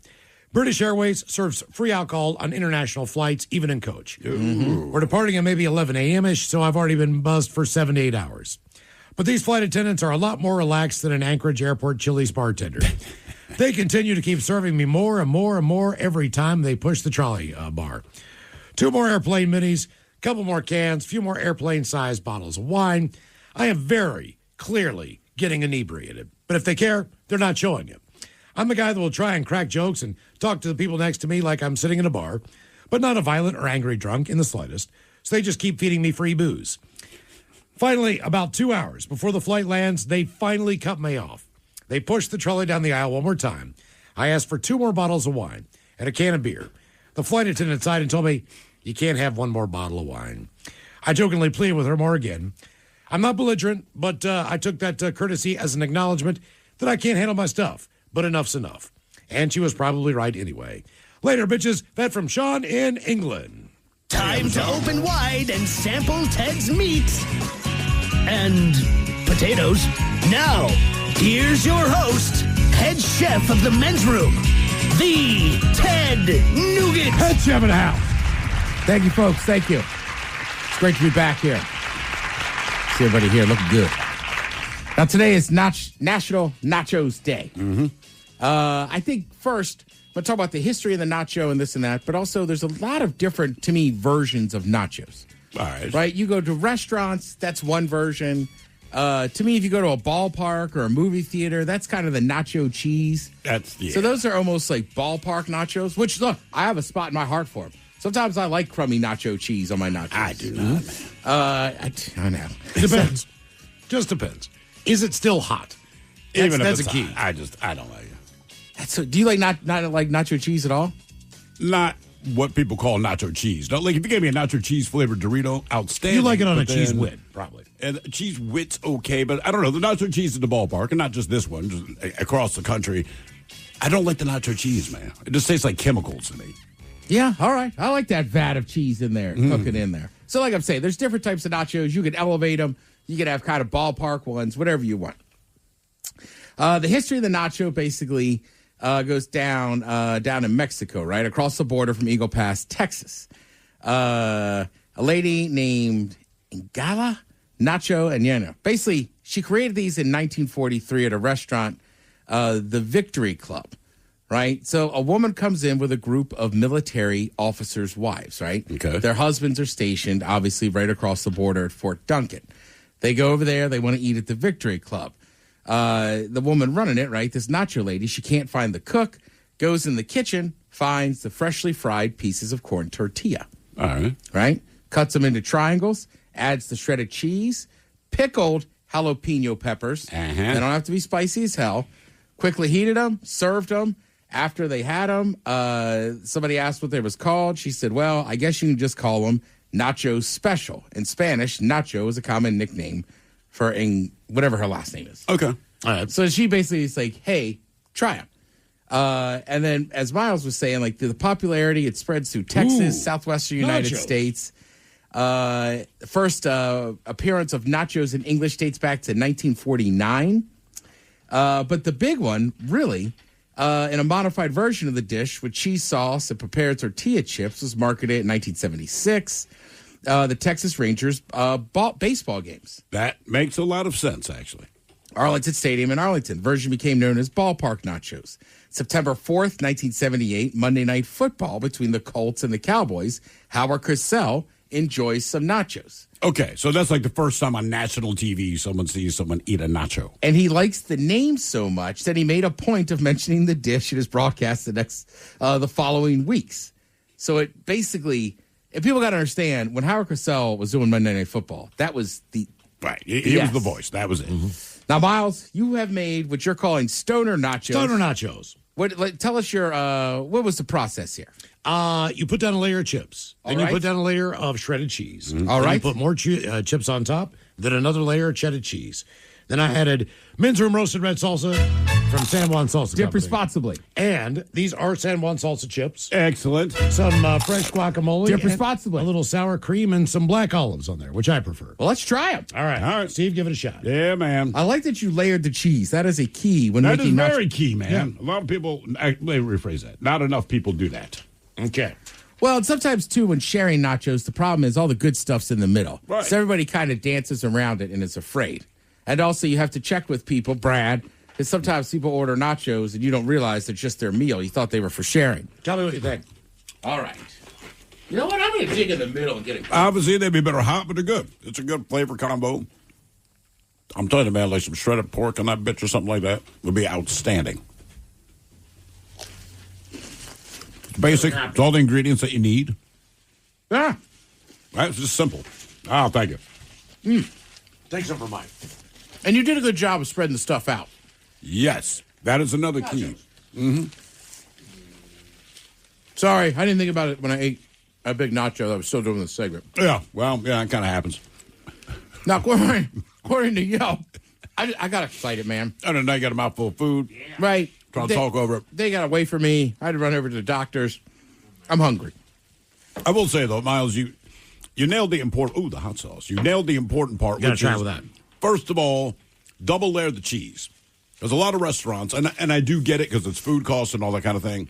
They don't necessarily layer the cheese. It's all on top. So you're right. By the time you get to the bottom, you're just eating kind of warm tortilla chips.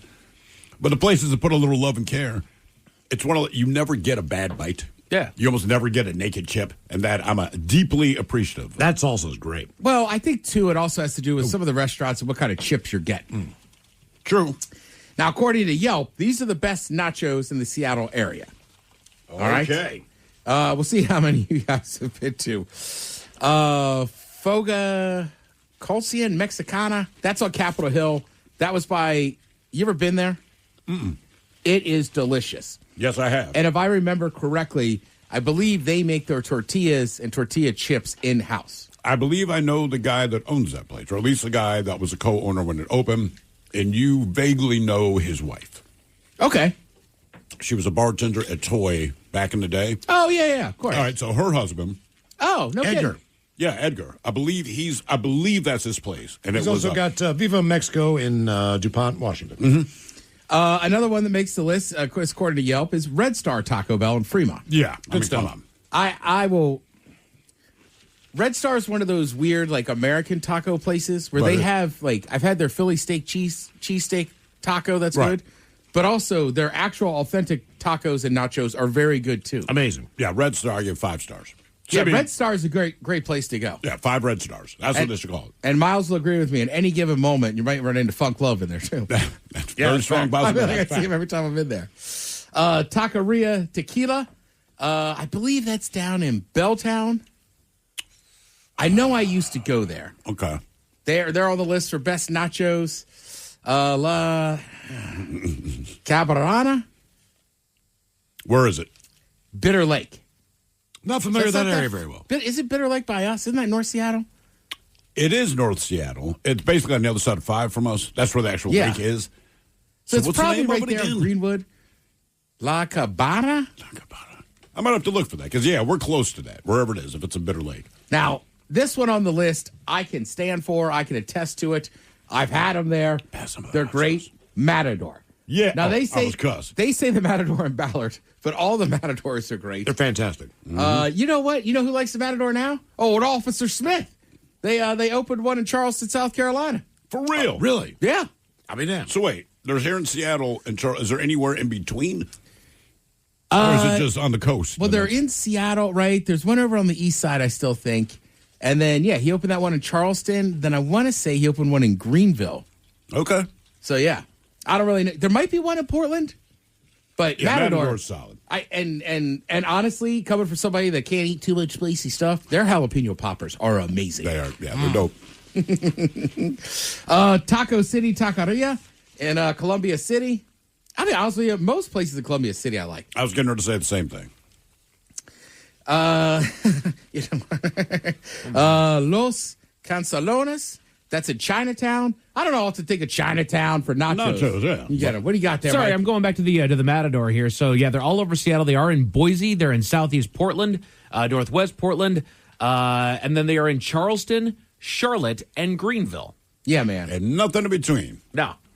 Somebody bought into them from the East Coast. Said we can make somebody money probably over flew here. out here and said, "Good God, all over Portland, all over Seattle, Redmond, Tacoma, Boise." To their credit, Zach still goes down there and they have like the same kind of handcrafted bars and everything. Yeah, that's another thing. The decor inside, and I'm not a big decor guy, but it's all custom made for the place. Yeah, and you feel it, dude. I mean, you walk in, you're like, gee, it's not like a fancy restaurant. It's just cool. I would say it's a little fancier than other Mexican places, but I swear by the Matador. Like, it's just great. Let's see. According to Ever Out, some other places you might like. Freelard Tamales made a list. Have not been there yet. I don't think I have either. Not familiar with them. First they started with tamales, then tacos, and now they're just kind of expanding. Kind of branching out. Okay. Have you been to Tio Babies? No, baby. I have not been to Tio Babies. That's in Fremont. Miles? Tio Babies. Yeah. I know Pablo y Pablo has good nachos. I don't know where Tio Babies is. I feel like we're just joking around now. Oh. Pablo y Pablo. Tio Babies. So, yes, there goes the history of the nachos. Miles, do you want to try your weird little banana sandwiches? Oh, yeah, I do. All right. Head chef doesn't really know how to set this up because I'm not positive what it is. I know it's Japanese because there's no crust and the bread is very white. Yes. Then it looks like there's marshmallow fluff in here and banana. Oh, look. That's already chopped I up. was singing the praises on the donuts the other day about liking a banana-filled donut. Yeah. And Kayla, our promotions director, she found this morning at a deli. I don't know where the hell she was. I have no idea. But either way, Okay. it's banana, and it's got to be good because it's exactly what I like. It's a dessert banana-type flavor, right? All right, let's see. Here we go. It's just a banana sandwich. I just went in for it first. That is absolutely delicious. So I could talk while you guys were eating. That's like, pretty damn good. Yeah, it's like fancy Cool Whip, super nice white bread with no crust. And then, yeah, there's nanners in there, man. Or bananas, sure. Yeah. Yeah. And it's almost like the bananas have melted a little bit, and there's some type of banana cream in there with the Cool Whip. This is not bad. Where did she get this? I do not know. We're going to ask her tomorrow for sure. All right, yeah. I'll tell you what. As the head chef, we might have to hire you. I enjoy your nachos, and then you came in with your own dessert. Did you like the Chipotle Cholula hot sauce? Yes. That hot sauce is dynamite. You know what? Put it on a chip. Before we go to break, chef's going to try some hot sauce. Dude, you're Can gonna you do like it, man? Yeah. Drum Can roll, he? please. Can he do it? Yes, you can. Yeah, and you will love that. There you go. Survey says he takes the chip. Yeah. That is good flavor, man. I know. And what is this? I don't buy the regular anymore. Not too spicy either. I know. I don't buy the regular. I just buy this. What is it? It's Cholula Chipotle. Just Chipotle. Yeah. That's it. All right. That's their flavor. So look, you got stuff on this weekend. You got sports on. You still got football. Let's take National Nacho Day into the weekend. Get your San Juan salsa. Yeah. Get some San Juan chips. And dip responsibly. Thank you, Head Chef. Coming up, we'll drink and toast with a shot of the day. You are listening to The Men's Room.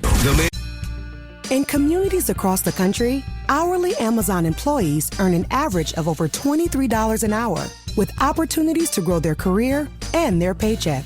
Learn more at aboutamazon.com. We know you're uncertain about psychics. Is this fortune teller you found on a forum legit? Your one true love is... Me! That's why California Psychics reject 98% of the psychics who apply to work with us. We guarantee if your reading isn't life-changing, it's free. New customers receive 20 minutes for just $20. So experience the joy of certainty at CaliforniaPsychics.com. Experience the joy of certainty. California Psychics. This episode is brought to you by Progressive. Most of you aren't just listening right now. You're driving, cleaning, and even exercising. But what if you could be saving money by switching to Progressive? Drivers who save by switching save nearly $750 on average. And auto customers qualify for an average of 7 discounts. Multitask right now. Quote today at Progressive.com. Progressive Casualty Insurance Company and Affiliates. National average 12-month savings of $744 by new customers surveyed who saved with Progressive between June 2022 and May 2023. Potential savings will vary. Discounts not available in all states and situations. At Lowe's, this Veterans Day and every day, verified military members, veterans, and their spouses get automatic silver status in My Lowe's Rewards with free standard shipping, plus 10% off eligible purchases with no annual limit. It's one way we honor and give back to those who have served and still do. Learn more now at lowes.com/military. 10% discount can't be combined with another offer. Exclusions, terms, and conditions apply. Loyalty program subject to terms and conditions. Details at lowes.com/terms. Subject to change. Is your business ready for what's next? Think about where you want to be in 3 years, 5 years, 10. Growth isn't about numbers. It's having the right specialist by your side. Moss Adams and Baker Tilly have joined forces to create a remarkable new organization. It's one advisory firm with resources, expertise, and vision built specifically to serve the middle market to help you get to what's next. Learn how Baker Tilly can help your business pursue its vision of success. Visit bakertilly.com/combo. Room returns with Miles and Thrill. All right, so count it to 5:08. We'll drink and toast with a shot of the day. And we do have your headlines on the way at 5:50. But first, we're checking out Mike Hogg and some of the stories and headlines he is not working on. Well, thank you, Miles. New numbers suggest 10% of Facebook's annual revenue comes from running ads for scams and fraudulent businesses. Yeah, I read that today. That's a lot. Yeah, 10%. 10%. Which it was like 160 million or something like that. Was Billion. the 10 billion? Yeah. So 1.6 billion comes from the fraud stuff. Yeah. So I mean, they knowingly put it up there. Just say, do your due diligence, man. And like the companies are not going to stop doing it because they make money. So it's kind of it's up to you, essentially. Well, and I think the reason why they know that is just because they, eventually somebody's going to report it. There's so many of them that they're getting that it goes on a reporting basis. It's not like they're going to be doing their due diligence on everybody that they put on there. It's just, do you want to buy this space? Here you go. Yep. So then they're done. Yeah. As long as when it gets reported, getting the hell out of there. But they'll punt the one company. Trust me, they'll still make 15% next year. You bet. The Maldives has officially banned anyone born on or after January 1st, 2007 from smoking. I read that. Yeah, I read that too. I mean, it is what it is, man.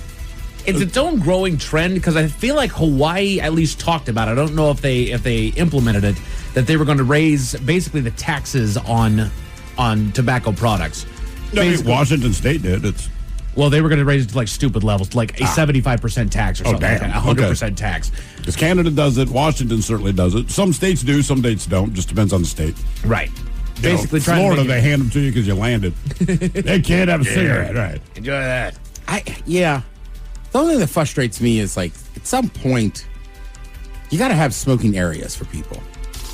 They call it outside now, Ted. That is basically what they've done. But some places don't even have that. Oh, really? Like you go to Disney World, you know what I mean? People are in there all day. Nowhere. You're outside, like I don't know. I struggle. Like, granted, you shouldn't smoke. It's not good for you. No, it's not. Shouldn't drink either. I mean, look, I'm a smoker, so some things are annoying. But in the end, a private business can make a decision about how they want to operate. Yeah, right. That's what I think too. And I think it's Disney, it sucks because it's so big. But I also think like you own a bar, you're serving a poison, like a neurotoxin. But like, if somebody's sitting on my deck, and I know because like. Plenty of places have a deck, and they're like, you just can't smoke on them. It's the state law, but it's like, who cares? Outside. Mm-hmm. With you. I was in an airport not terribly long ago, and that was my big point is that I feel like they need to be in airports just because, look, I don't think anybody should be smoking, but people are nick-fitting out there. And there was one, I don't remember which one it was I was in, it was probably Jacksonville, that had an outdoor seating area. Come on out here and just enjoy the views for a while. Sure. Don't smoke out there. Right. It's literally the only open air space that we've got out here. Why? Yeah, I mean, again, it can be frustrating. You survive it, but it's like, man, come on. Yeah. Just like, come on. Like, so either give it a smoking section or let people just smoke outside. It's no big deal. It's outdoors. Years ago, I was out front of here smoking, and this lady, just being passive-aggressive Seattle Bass, God, can we go anywhere where people don't smoke? I said, you can go the F inside. Well, suddenly she had nothing else to say, and I was correct. And the thing, she was walking into the building. I'm like, walk in the building. Right. No one's smoking in there, you dumb whore. Jesus Christ, what are you, stupid? And like sometimes with people vape it outside, it's like, I don't mind it. It smells delicious. I don't know what flavor do smell pretty good. I would say that.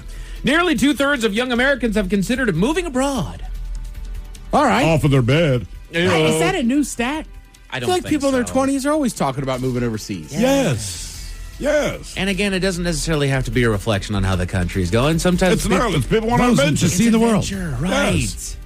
Have you seen the world? No. Ooh, I have this idea. Maybe I move abroad. Right. That's all. I want to see what this culture's like. Right now we got one planet. Yeah, that's pretty much it. Yeah, one planet, try to see what you can. Exactly. And the other thing is, once you leave the States, because other countries are so geographically smaller than here, and the languages change every 300 miles, like it's just a much different mind F, Yeah. Like between here and Portland, you might encounter two entirely different countries. Where here, we're like, still in the States, bro. Exactly. Put your thinking caps on, boys. Time for the Merriam-Webster word of the day. I give y'all a 2% chance of getting this one cool. right. It is an adjective and a C word, careful, that is a word that describes something intended to reduce hostility or to gain favor or goodwill. A word that describes something intended to reduce hostility or to gain favor or goodwill. It's a C word and an adjective. Any guesses whatsoever? Cuddling curry. Oh, to curry favor. I like that. Not bad at all. Anything, Ted? I You're right. It's conciliatory. Oh, wow. All right. I know the word, but I don't know that I've ever used it in my life. No. And it's one of those where if you hear it, you would basically just kind of describe it in that way, but like... Because there's a conciliatory tone. I feel like you'll hear that on the news, but no one I know actually says it. One of those words that has an ultra-specific spot in the English language. Yes. And you don't need it. Correct. T-Mobile is opening up access to its satellite 911 services for free to all users, including those with compatible AT&T and Verizon phones. So did you have to pay before, I guess? You have no idea? Maybe you had to be an AT&T subscriber in order to be on there. Right. Yeah, there you go. T-Mobile Right. subscriber to be on there. Basically, and I don't disagree with that notion. I think that's a good thing. If a 911 signal needs to get out, we're sorry, man. Can you Venmo us $10? This is a Verizon tower. We can't. Sorry. Awkward. I know you're about to die, but we can't. How big's your emergency? You willing to pay for it? What's it mean to you? Yeah. Nah, it's only a second cousin. Apparently, college football players train 44% harder than they actually play. Yeah. I think training is generally harder than playing. Well, it's 5 to 6 to 7 days a week compared to one game. I mean, I'd say the band practice. Yeah.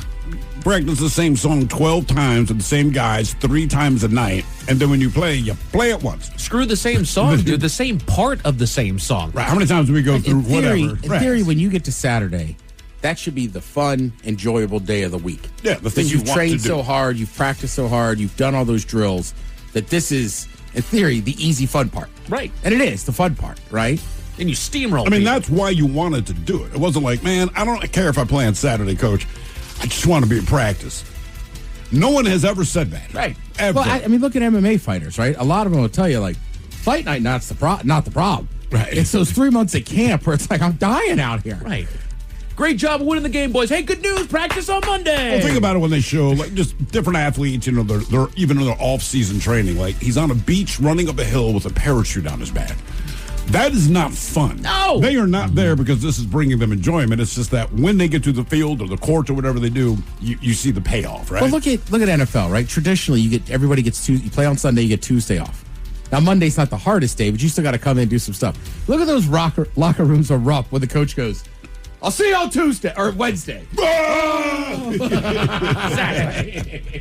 The world's biggest spider web has been discovered. And thank you for sending me that. You're welcome. It's understanding women.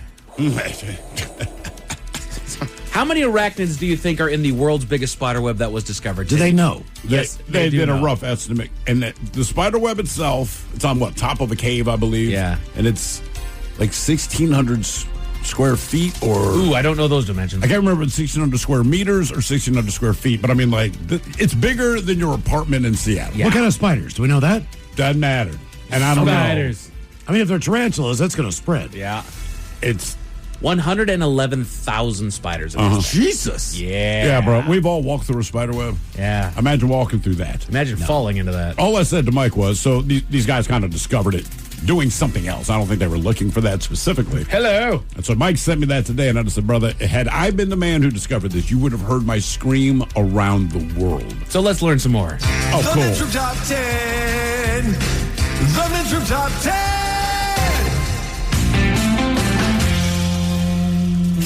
Someone just learned what that means yesterday. Some interesting facts about spiders. First of all, the etymology. After seeing them make webs, ancient Germanic tribes called these creatures spinthron, which literally means spinner. The word evolved over the word evolved over the millennia into its current form of spider. Ask Miles what a spinner is. Yes. Yeah. Spinner of webs, yes. Yes. Spinner of webs. Spinner of webs. Miles Montgomery. Two-legged spinner. Creation before control. Spiders didn't become expert weavers overnight. Their ancestors first developed the ability to make silk around 386 million years ago, but they couldn't control it. Yeah. I wonder, if you're a spider, are you, you're not trying to put human traits on them, but I'm a spider. We have not done this before. I'm like, Mike. Dude, I keep shooting this thing on my backside, bro. I don't know what it is. Like, I can hang from a tree. Like, is this gross or is this cool? Someone let me know. Look what I did. And, like, did people way back in the day look at spiders and go, we can make silk too? Probably. Now it's possible, right? I don't know. I didn't think about it until right now. I'm like, wonder who finally went, these spiders aren't the only ones who could do it. Yeah. The first modern spiders emerged 240 million years ago, a time when flying insects were becoming abundant. Spiders needed a way to catch these, so they learned to spin silk and create sticky aerial traps. Every other animal would have been like, develop wings or learn to jump. They're like, nah, I got a better idea. It's kind of crazy. If you have an outdoor light, they will make so many just webs around that because the light attracts bugs. Yep. And they will stay there. You can knock them down every day. They will be back the next day. I had one on Capitol Hill. That guy used to make such good ones. I never messed with him. No. I called him Tostudo. Tostudo. It's the name of the Maryland mascot, but he was my spider. He was outside. Again, my rule. He never came in the house, so it would take up like 2 feet. I mean, it was awesome. I got a couple ladies that have moved in on my patio, but at least they keep to the side. That's it. And I walk in just fine. Right. It's all Just good. know your place. That's all. Spider season. Yes. Yes, it is. In 2005, Inner Mongolia farmers found an inch-long fossil spider. Gigantic compared to past specimens. It died 165 million years ago and was preserved by volcanic ash. That is the biggest fossil spider that they have found, is an inch long. Yay. Yeah. Look at this little guy. They did it was one of those History Channel, Nat Geo, whatever, but they said if spiders were roughly the size of humans or maybe even the size of a dog, like we would be wiped out because how fast they could move. But the thing that bugged me, they made this graphic. It's a dude, modern man, running through the woods, and a spider's chasing him. And I know it's just CGI, but they're explaining like this is what the case would be. It would not be good for us. No, we're screwed. And I'm just like, oh my God. Did you ever watch the movie Eight-Legged Freaks? I didn't. Is it worth it? It's a horror comedy. Okay, all right. So comedy helps. It'll freak you out. You start learning, because same thing. Like spiders don't just make webs. There's some like jumper spiders. There's some trapdoor spiders. Yeah, I don't like those. The total mass of spiders on Earth is estimated at 25 million tons of spiders. As excellent hunters, they can consume a total of 400 to 800 million tons of prey each year. Jesus. So they're cleaning things up out there. Yeah, as far as bugs. Yeah. I'm not gonna lie though. There's most webs that I see, like they've got a couple good meals in there, but I look at it like, how are you surviving? Yeah, I know. Like you don't need much at a time, I guess. No. Spiders, as we know, they are not insects. They are arachnids. Look closer to see the difference. They don't have antenna, wings, or a midsection, and they have 8 legs instead of 6. So there's actually quite a few things that distinguish them from being insects. You might also see that there is a spider season, as you said. That's nice. Because life is short for most spiders. They typically last a year. Unless they find me. Or they're, no kidding. Tarantulas, though, are known to live up to 25 years in captivity. I wonder what that's crazy. about. Just what is it about the tarantula? I mean, you're talking a 250% increase in your life. Oh, more than that. Which I would, hang on, what's the average lifespan of wild tarantula? Is it 18? Is it 7? 3 to 10 years. Okay. Wow. So yeah, we doubled their life by bringing them into captivity, which makes sense. Well, sure. There's predators. There's all kinds of outside factors. Like we started living longer when we came inside. For heaven's sakes. Spiders are most spiders are solitary, but some are social animals that can form colonies of up to 50,000 members. Multiple generations share the same nest and care for the brood. Oh, God forbid they got jobs and left the house. Lazy spider. So they are arachnids. Do you also know what else they qualify as there, Steve? I mean, bugs. Is it something related to sea life? No, arthropods. Like centipedes? Which means they are invertebrates with exoskeletons. Their closest relatives are scorpions, mites, and ticks. Oh, what a great company. All under the class of arachnida. Arachnida? Arachnida. Okay. Arachnida. Sounds like a stripper.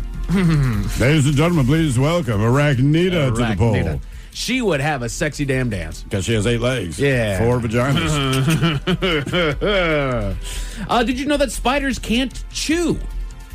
You know how Don't they liquefy? Yes, that's exactly right. They digest their prey outside of their body by spraying acidic enzymes. Their mouth has a short straw to consume the liquefied food. Mm-mm. So basically, that's the whole thing, is that they wrap you in the web, and then their venom basically will then just dissolve you from the inside, and then they turn you into a smoothie. They do. They drink bug smoothie. Yummy. Spider fangs often stay hidden, swinging out only to inject prey with paralyzing venom. This chemical weapon reduces the risk of a dangerous struggle. I feel like most fangs on, like, you know what I mean? Like snakes, you see them Their tongues. It's not like they're walking around with fangs out. No. Well, maybe not bucktooth, but just saying. The dumbest snake out there. Well, some spiders do appear to have fangs that are external. Most do not. Yeah, I just assume most of them keep them hidden. If I had big-ass fangs, you wouldn't know. Yeah. Hide your fangs, bro. Till I bite you. They have what are called book lungs. They have a pair of book lungs in their abdomen. It consists of alternating air pockets and blood-filled tissues, which looks a lot like a stack of pages under a microscope. Huh, okay. Which is interesting. Spinnerets at the end of the abdomen are one of 4 pairs of spinnerets. Silk comes out of these small appendages, which carefully weave them into intricate patterns. Yeah, I got silk coming out of that. Sorry. That's still coming out that backside. You got some silk on me. Most spiders have 8 eyes, each with a single lens. Hunting spiders tend to have excellent color and vision, but web-bound spiders, they often have really poor eyesight. So if I smack a spider on the wall, doesn't see you coming. So all 8 eyes, loser. Not one of them was looking behind you? Man, once they develop glasses, we're screwed. They're working on it now. I see you coming. Spiders with poor vision make up for it with their extreme sensitivity to vibrations. It's not like the trap door, I'm guessing. Pretty much. They can sense waves on soil, water, or their own silk threads, which is kind of the whole thing. That's why they go high ground during a hurricane. Oh, they know. Damn. Yeah, good call. Days Keep before in it mind, hits. it's still Days before sunny it out. hits. They're all making their pilgrimage. And then I'll leave you with these last couple fun spider facts all about the mating ritual. Nice. Spider dating is a dangerous game. Wary females may eat males who wander into their territory. Males perform courtship rituals to make their intention clear and stay safe. Hey, girl. Let me get up in there. Let me perform my dance for you. Some male spiders literally die for love. After mating, they don't escape to safety. Instead, they sacrifice themselves, jumping directly into the female's venomous fangs. Kill me! Why do they say they die for love? It is not about love. It is about sex. Correct. These spiders are not in love. Thanks, baby. Here you go. That's all I want to do before I die. I'm out. In certain species, spider mothers may die while guarding their eggs. When these hatch, the baby spiders feed on the corpse to grow stronger. That's sexy. That's fun. Enjoy that. So some fun spider facts for you to take home there. Miles, a man pulled a knife on another man inside of a Publix market. Why did he do that? Tell you about it at 5:50. Thank you, sir. Headlines are coming up at 5:50 in the meantime. Have we made it to drinking time? Somebody out there deserves to be recognized. And the men's room knows just who it is. So to you, we say, bottoms up, sailor. You're the toast of our shot of the day. Drink time it is, and as usual, we head to see Drink Desk and Stephen Thrill Hill to find out who we're toasting. Yes, indeed. And today we toast an unidentified man at the Purdue University campus in Hip Ted. Purdue. Boilermakers. It's in Indiana. West. God, I don't know. West Lafayette, West Indiana. Lafayette? Yes. Well, yesterday afternoon, police responded to a call at the Active Learning Center about a, quote, suspicious man. Now, no one was sure if he was a student or if he was just some random dude, but a heavy police presence as well as the local news all responded. The thing that made the man suspicious, he was covered from head to toe in peanut butter. They got a few pictures of him from people's cell phones. He was not accosting anyone. He did not interact with anyone. He simply walked across the campus again, covered head to toe, peanut butter. Now, no one knows why. No one, including the police, could find him after the fact. He's still at large. I guess that's what you call it. Now, police are working with the campus police to, quote, get more information. But cleaning crews, they were called to sanitize any surfaces coated in peanut butter out of concern for those with peanut butter allergies. But I want to be clear, it's not like he was trying to vandalize anything, just if he used a railing or if he stepped on the stairs there. And I saw the picture, and sure enough, dude's covered head to toe in peanut butter. Jesus. Nobody knows why. They don't know who he is, and everyone was a little freaked out. It is wild. Did you see the picture? Yeah. Yeah, I mean, it's just like, what are you doing? I mean, it looks like he might be wearing shorts, though. He is. He's not naked. Right, so he's not naked. But he's still covered head to toe in peanut butter. And it freaked everyone out. So we pour this booze and we drink this booze because we think it's yummy. Yummy! I like this guy. So over the tongue and down the throat to party in our tummies. Down the hola bichola.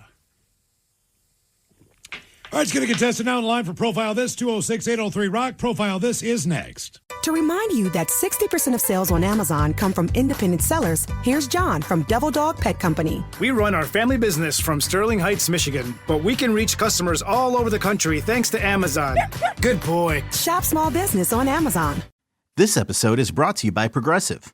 Most of you aren't just listening right now. You're driving, cleaning, and even exercising. But what if you could be saving money by switching to Progressive?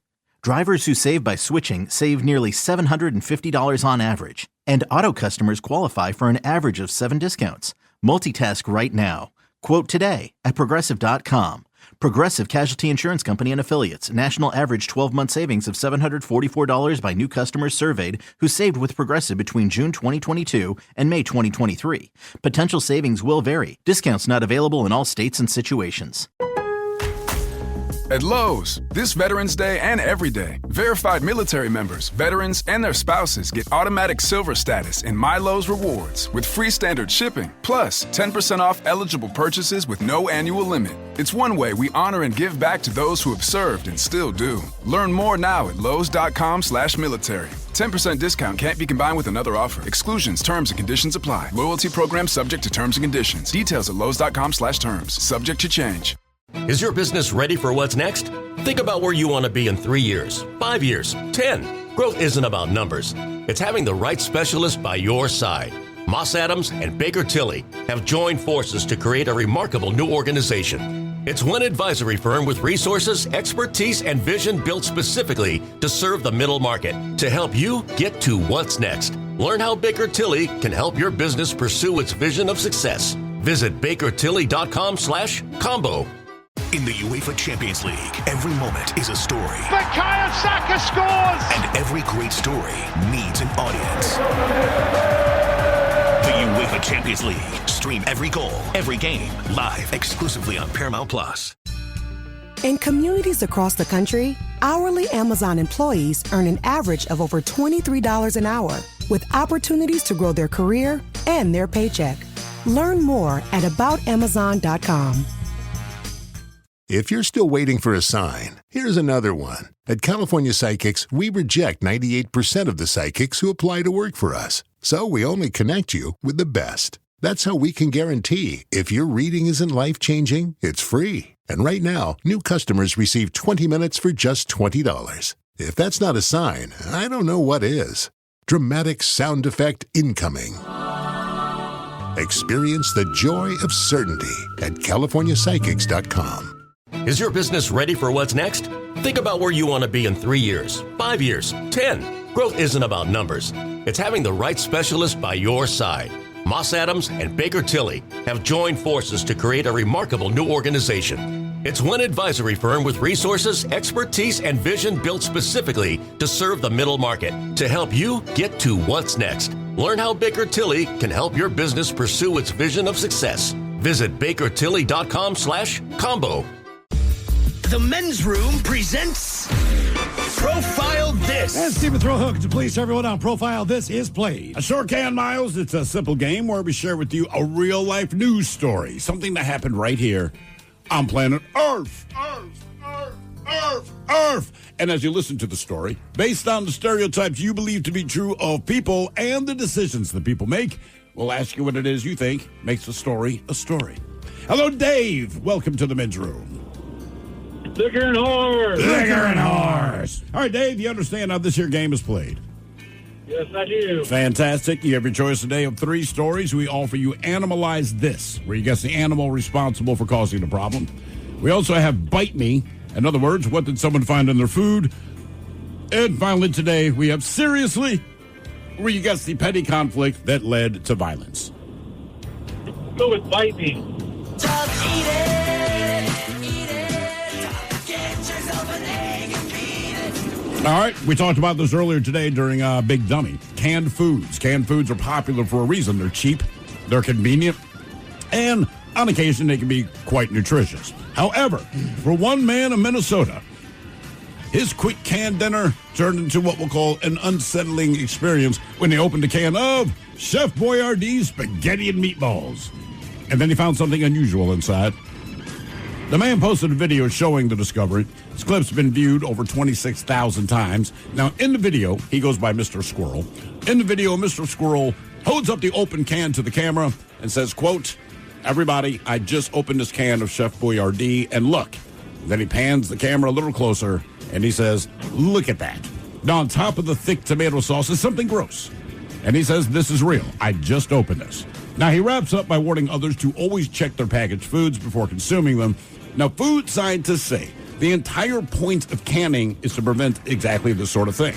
The process involves heating the container to a high temperature to kill bacteria and then sealing it in a vacuum, removing oxygen so that no organism can survive inside. Because without air, no living thing can grow or reproduce, which is why canned goods can sit on the pantry for years. In theory. The question is, what did this guy find in his can of Chef Boyardee spaghetti and meatballs? Did he find a frog? Did he find maggots? Did he find a moth? Or did he find worms? So frog, maggots, moth, or worms, what did he find in a delicious can of Chef Boyardee spaghetti and meatballs? Miles and Ted, what are you guys thinking?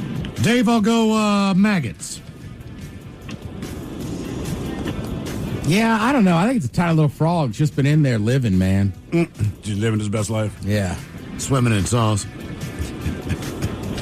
I was thinking frog too, but I don't think it should be a maggot because I don't think it would be spoiled when they were putting it in the can, and if it was sealed, unless it actually wasn't sealed, the maggot wouldn't be able to grow.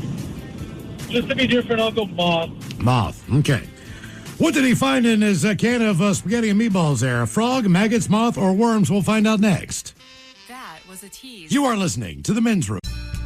In communities across the country, hourly Amazon employees earn an average of over $23 an hour, with opportunities to grow their career and their paycheck.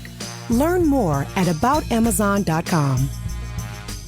When you haven't found love, it can feel like everyone else has. It's in every movie, every song, and all the PDA. Looking for love sucks. Thankfully, California Psychics can give you the guidance you need to find the one. We can guarantee if your reading isn't life-changing, it's free. And new customers receive 20 minutes for just $20. Visit CaliforniaPsychics.com and experience the joy of certainty. California Psychics. Is your business ready for what's next? Think about where you want to be in 3 years, 5 years, 10. Growth isn't about numbers. It's having the right specialist by your side.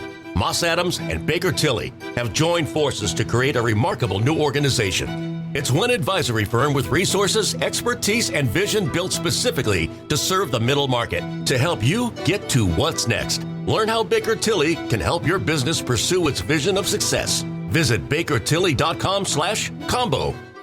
Debauchery rolls on. You're listening to The Men's Room with Miles and Thrill. 99.9 KISW. Categories by me on profile. This man opened a can of food, Chef Boyardee spaghetti and meatballs, and saw something was on time. Right on top of the can there. Maybe not swimming, but in there. It was in there. Question is, what was it? A frog, maggots, a moth, or worms? And Dave, that is a question that we posed to you. Let us start with the Ted Smith. You thought a frog was in there living its best life. It was not a frog. Miles Montgomery, you went maggots. Maggots. It was not maggots. Thank God. Dave, that leaves you. What was in the top of the can? You went with the moth. Nah, I'm afraid that was not a moth. It was, in fact, worms. Huh. Wow. It's a good thing you can see them in the spaghetti. They were still moving, so the only thing they can figure out is that there had to be a dent or something in the can that let the air in. Yeah. Oh, my God. Now, for all TV news all the time, and it's time for TV Time with Ted. And now, because your pathetic life is confined to countless hours in front of a talking box, the Men's Room presents TV Time with Ted. All right, your choices today. You got Stephen Colbert. You got Seth Meyers. The Jimmies. Not the Kimmels. Or Ted Smith. Is it Ted or is it late night? It is right that the Tyler's guys have teams of talented writers help to promote their monologues each and every night. It is up to you to determine, is this an actual late night joke and from whom, or could it be a The Ted Smith original? Utah man dropped a 1,900-pound pumpkin on his Geo Metro, causing the Geo Metro to significantly increase in value. Colbert. Ted Smith. Colbert. A Utah man dropped a 1,900-pound pumpkin onto his Geo Metro, causing the Geo Metro to significantly increase in value. Out of prison. Oh. Oh, you'd never see me in a Metro. My bad, dude. A healthcare... Yo, something stuck in there, boys. Stop. A healthcare provider in Maine has issued an apology after it sent letters to patients saying they were dead, even though they were very much alive. Dibs! Yelled Stephen King. Seth Meyers.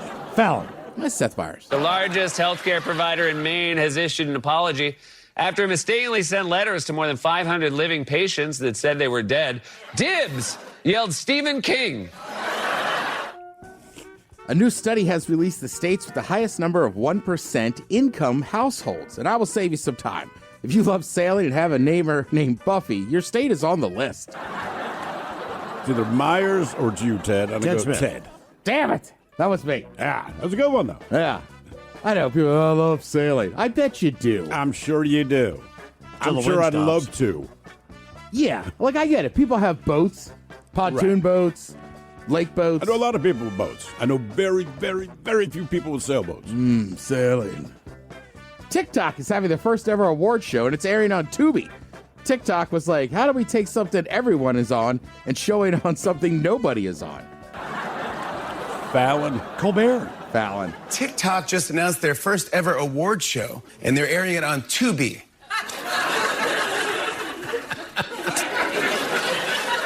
TikTok was like, how can we take something everyone is on and show it on something nobody is on? Gwyneth Paltrow has unveiled this year's Goop gift guide. It includes a $1,300 naughty advent calendar, stocked with a red silk blindfold, 20 feet of black French bondage rope, gold-plated handcuffs, and restraint tape. Reminds me of that classic Christmas song. I saw Mommy ball gag Santa Claus.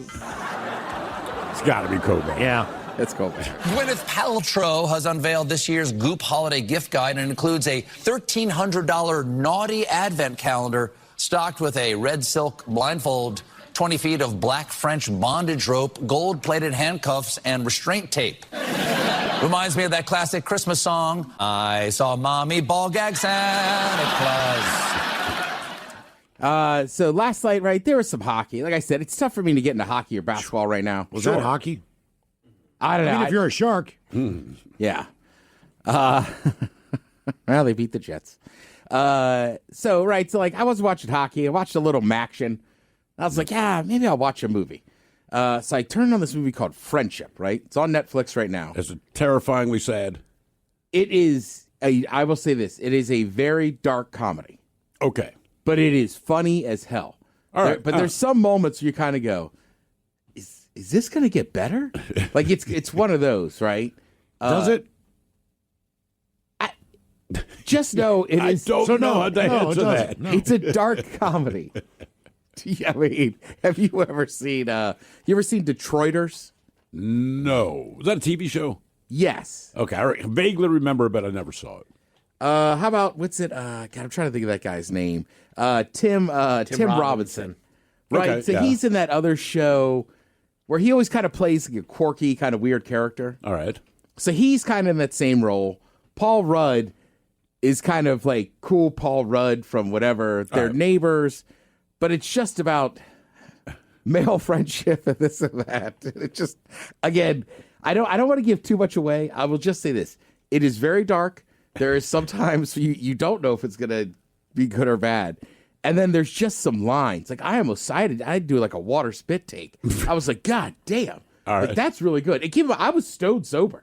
Right? Like this wasn't like I was I want to qualify this. This is I was crazy. sober. That never happens. Well, sometimes you watch a movie when you're stoned or you're having a couple beers. So funny. You're like, this is so fun. Right. Then you go back and watch it and go, I don't know if it's that good. This one I'm telling you, it's stone sober. But again, I don't know that this is for everybody. Like, I don't know if you want to pull the wife over and say, hey, watch this. Or if you're the wife and you like dark comedies and your husband doesn't. So that's what I'm saying. You got to know what you're getting into. But again, very funny. And again, what service is it on? I watched it on Netflix. Okay. That's a lie. I think I might have watched it on HBO. Yep, it's on HBO Max. Yep, I said that. I'm like, I don't know why I'm lying to you. I watched that on HBO on my Xfinity. Well, I have HBO. Good. All right, there you go. Speaking of movies, Miss Piggy is finally getting her, as they say, her moment in the spotlight. She's getting a solo movie. Please tell me it's Sunset Boulevard. It's a porn, dude. Jesus Christ. No. It's in the early stages of Disney, but Jennifer Lawrence and Emma Stone are producing it. They'll star in it, too, because Jennifer said, quote, "We have to. It's effed up that we haven't done a movie together." Jennifer, talking about Miss Piggy or Emma Stone? Her and Emma Stone. Oh, okay. Which seems fine. Yeah. Like, they're both kind of funny and whatever. They should release it on Easter. Like a ham thing. Yeah. Yeah. Have John Hamm show up. She's very offended. I mean, Kevin Bacon. Here's the thing. I know him. Miss Piggy is like Miss Piggy and she's a pig. But in the end, she's kind of glamour. Like, I don't think Miss Piggy as a human would be unattractive. I think she'd be kind of hot. Would you hit Miss Piggy as she is now? As a puppet? As a pig. Probably. I'm just saying she has a big energy. Like, I know that people big energy, that big have, P energy. Well, I told you, my friends, like when their kid was little, they didn't have any TV. All right. So I watched a lot of Muppets with my buddy's kid. Sure. And like, you know how it is when you're sitting there with a 2 or 3-year-old, like they don't say much. So I really got into the Muppets again. I was like, Miss Piggy, like she's like, I know people with her kind of energy, but you can't say that to a female because they would be very offended. And it's like, well, I know she's a pig, but in the end, I don't think she's ugly. She just happens to physically be a pig. Would they be offended if she wasn't Miss Piggy? If she was like... No. Right. That's what I'm saying. She was like Miss Bunny. Nobody would care. Right. Who's the lady, Stifler's mom that I love? Oh, yeah, Jennifer Coolidge. Oh, you can make an argument she's got Miss Piggy energy. Yeah, she kind of does. Right? Without being a pig. Yeah. I'm just picturing, like the tabloids, Miss Piggy, her new boyfriend, and there's D. Ted Smith and Miss Piggy, arm in arm, leaving some club in New York City. That'd be awesome. Like, yeah, I'm hitting this. Yeah, I would be. Like, I mean, I could be buddies with Kermit then, right? You could. Right? Because they were never... took his girl. Were they together? Yes. I don't think Kermit reciprocated her affections quite Correct. as much. He didn't have a choice. Because she was straight up like, get some leg. And he was like, I don't know. That's a ham. You know where the ham comes from? I was also watching a good kind of documentary on Vice last week about the original Bachelor. TV show. Correct. And As in the TV show or the guy who was the man? TV show. Okay. Because like the people that made it and stuff. And it's pretty good. They go back and I think it was the dark side of the 2000s. Yeah. And basically, I kind of forgot.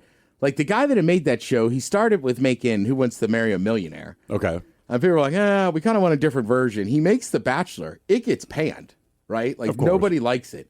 But then the ratings come in and it's got like, I want to say 6 or 9 million people watching it. And they're like, holy cow, we have a real thing here. And a lot of what you think is true, right? They were like, oh, we loaded them up with booze. We did this and that. And they have some of the contestants on there. And like, you got to sign waivers that say basically we can affect, how we edit stuff and how you see it. I mean, remember, my buddy Cobb was on that one game show with Loomis. And the way they edit it, he just basically, they're at a gym supposed to be coaching kids. And you just see him being like, I just don't like kids. But that's all they show, That's all they showed. And I'm like, bro. And he's like, that is not how I said it. And then he told me, like, other people did projects. And one, they were like, well, Aaron, how do you feel about it? It's his real name. And he was like, he was harsh. And so we were watching him. I go, why were you so mean? He goes, dude, we did that take 3 times. I was nice as could be. I was trying to be constructive, and they were like, no, we need you. So they coach you into it. Right. And then on the original Bachelor, they don't hide it. There was booze everywhere.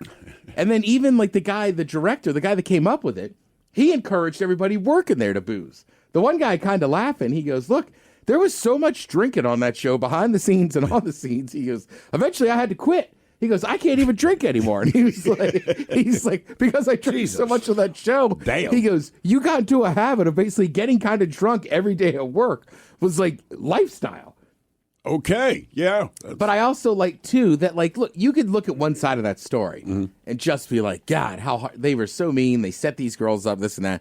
But I also agree with the one guy that was a producer that was like, hey, look, they're using us, too, to get famous. Of course. A lot of people struggle in finding long-term love relationships with whatever sex you're into. I don't know. Pig sex, apparently. God damn it. But they don't go on national TV to do it. Right. So he was kind of like, he's like, yeah, did we maybe mislead him a little bit? He's like, yeah, but he was like, they were looking for fame the easiest way they could anyhow. And I was like, he's kind of right. He's absolutely Anybody who's on there. Yeah. Yeah. I mean, we had Evan Seinfeld on. Remember that guy from Marry a Millionaire? But that one was good. But he wasn't a millionaire. He wasn't a millionaire. That's the thing. Right. I mean, like the whole And the thing girl was a didn't sham. stay. No, because he wasn't a millionaire. Yeah. So the name of the show is Who Wants to Be a Millionaire? The guy's not a millionaire. He wasn't even close. Well, the flip side is they just asked the question. Like his assets were like maybe $125,000. Which even is know. not bad. Right. No, yeah. But it's not a million. Nope. Yeah. Well, and I mean, hell, look what happened now. I mean, Theo Von's a massive celebrity and comedian. He started out there. Yep. The director of transportation, Sean Duffy, he was on The Real World. Was he? Yeah. Oh, damn. Well, no wonder he's still qualified. Yeah. He was on The Real World years ago. It's just funny when you see those people. Like, I didn't realize Theo Von was doing so much comedy. And then I was like, isn't that the guy from Road Rules? Mm-hmm. So it's just, I mean, like The Miz. The Miz is an actual wrestler now. That was a character he would break out when he was hammered on one of those shows. Right. So you're right. I think any of those shows, are they going to manipulate it how you look? Of course. Sure. But also, you're making the agreement to go on there and say, hey, I want to be famous. You're not ever signing a disclaimer for something positive on your behalf. Sign a disclaimer, you might accidentally make $1 billion. So you're never going to, if you sign a disclaimer, it means, hey, something potentially bad is going to happen to you, whether it's reputation or physically. We have nothing to do with it, right? That's it. Yeah. And look, I get it, right? I've been stand-up comedy. I'm sitting here right now talking on the radio. If I have to babysit someone's kids, sign this disclaimer. There's no guarantees they'll be here when you get back. Yeah, I can't guarantee it. Did people hate Cobb when they were watching that show he was on? Yeah. Was he the evil villain? He was. He was. Yeah. Now, has he ever been confronted after the fact by someone who's seen that? So it was watched on that like show? CNBC. It never got picked up by big NBC. So I think that saved him some of the headache. But the first, I would say the first year after it aired, there was definitely people, because then it re-aired on like, I think maybe if you had Peacock or something, you could go find it. So it kind of was one of those things. It wasn't a huge show, but it got a little more. And there was definitely people that would approach him and not like him. Sarah, like saying, like, are you really that big of a D-bag? Do you really hate kids? I don't think people ask. I think people say, hey, I've seen you. You are a D-bag who hates kids. Like, that's how people approach things. They ain't gonna ask It was you more anything. of just like, I can't believe you said that. We like that show. Why were you so mean to Emily? You know, I don't remember her name. Yeah, but- whatever. Right. But like, and he just came off that way.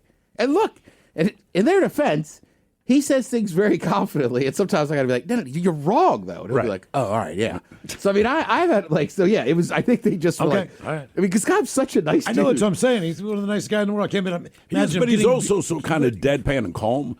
Yeah. That it's easy to make him a villain if you just edit. Because if he said, I hate kids, it would come out like, I hate kids. There's no emotion. Does he nothing, have kids now? Nothing would lead you No, up to believe maybe he something does. happened. Maybe he does have kids. I hate kids.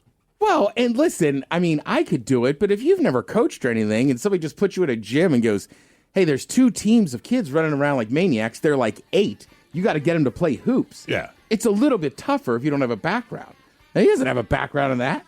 You know what I mean? Yeah, that's a good point. Yeah. Like, right, you guys have kids. I coached enough. It's not that hard to be like, all right, hey. Yeah. I can do it. 2 tall kids, you get in that corner. I did it. I'll divvy it up, man. I'll do it to my friends sometimes. You know, people are too loud. Hey, 1, 2, 3, all eyes on me. Right.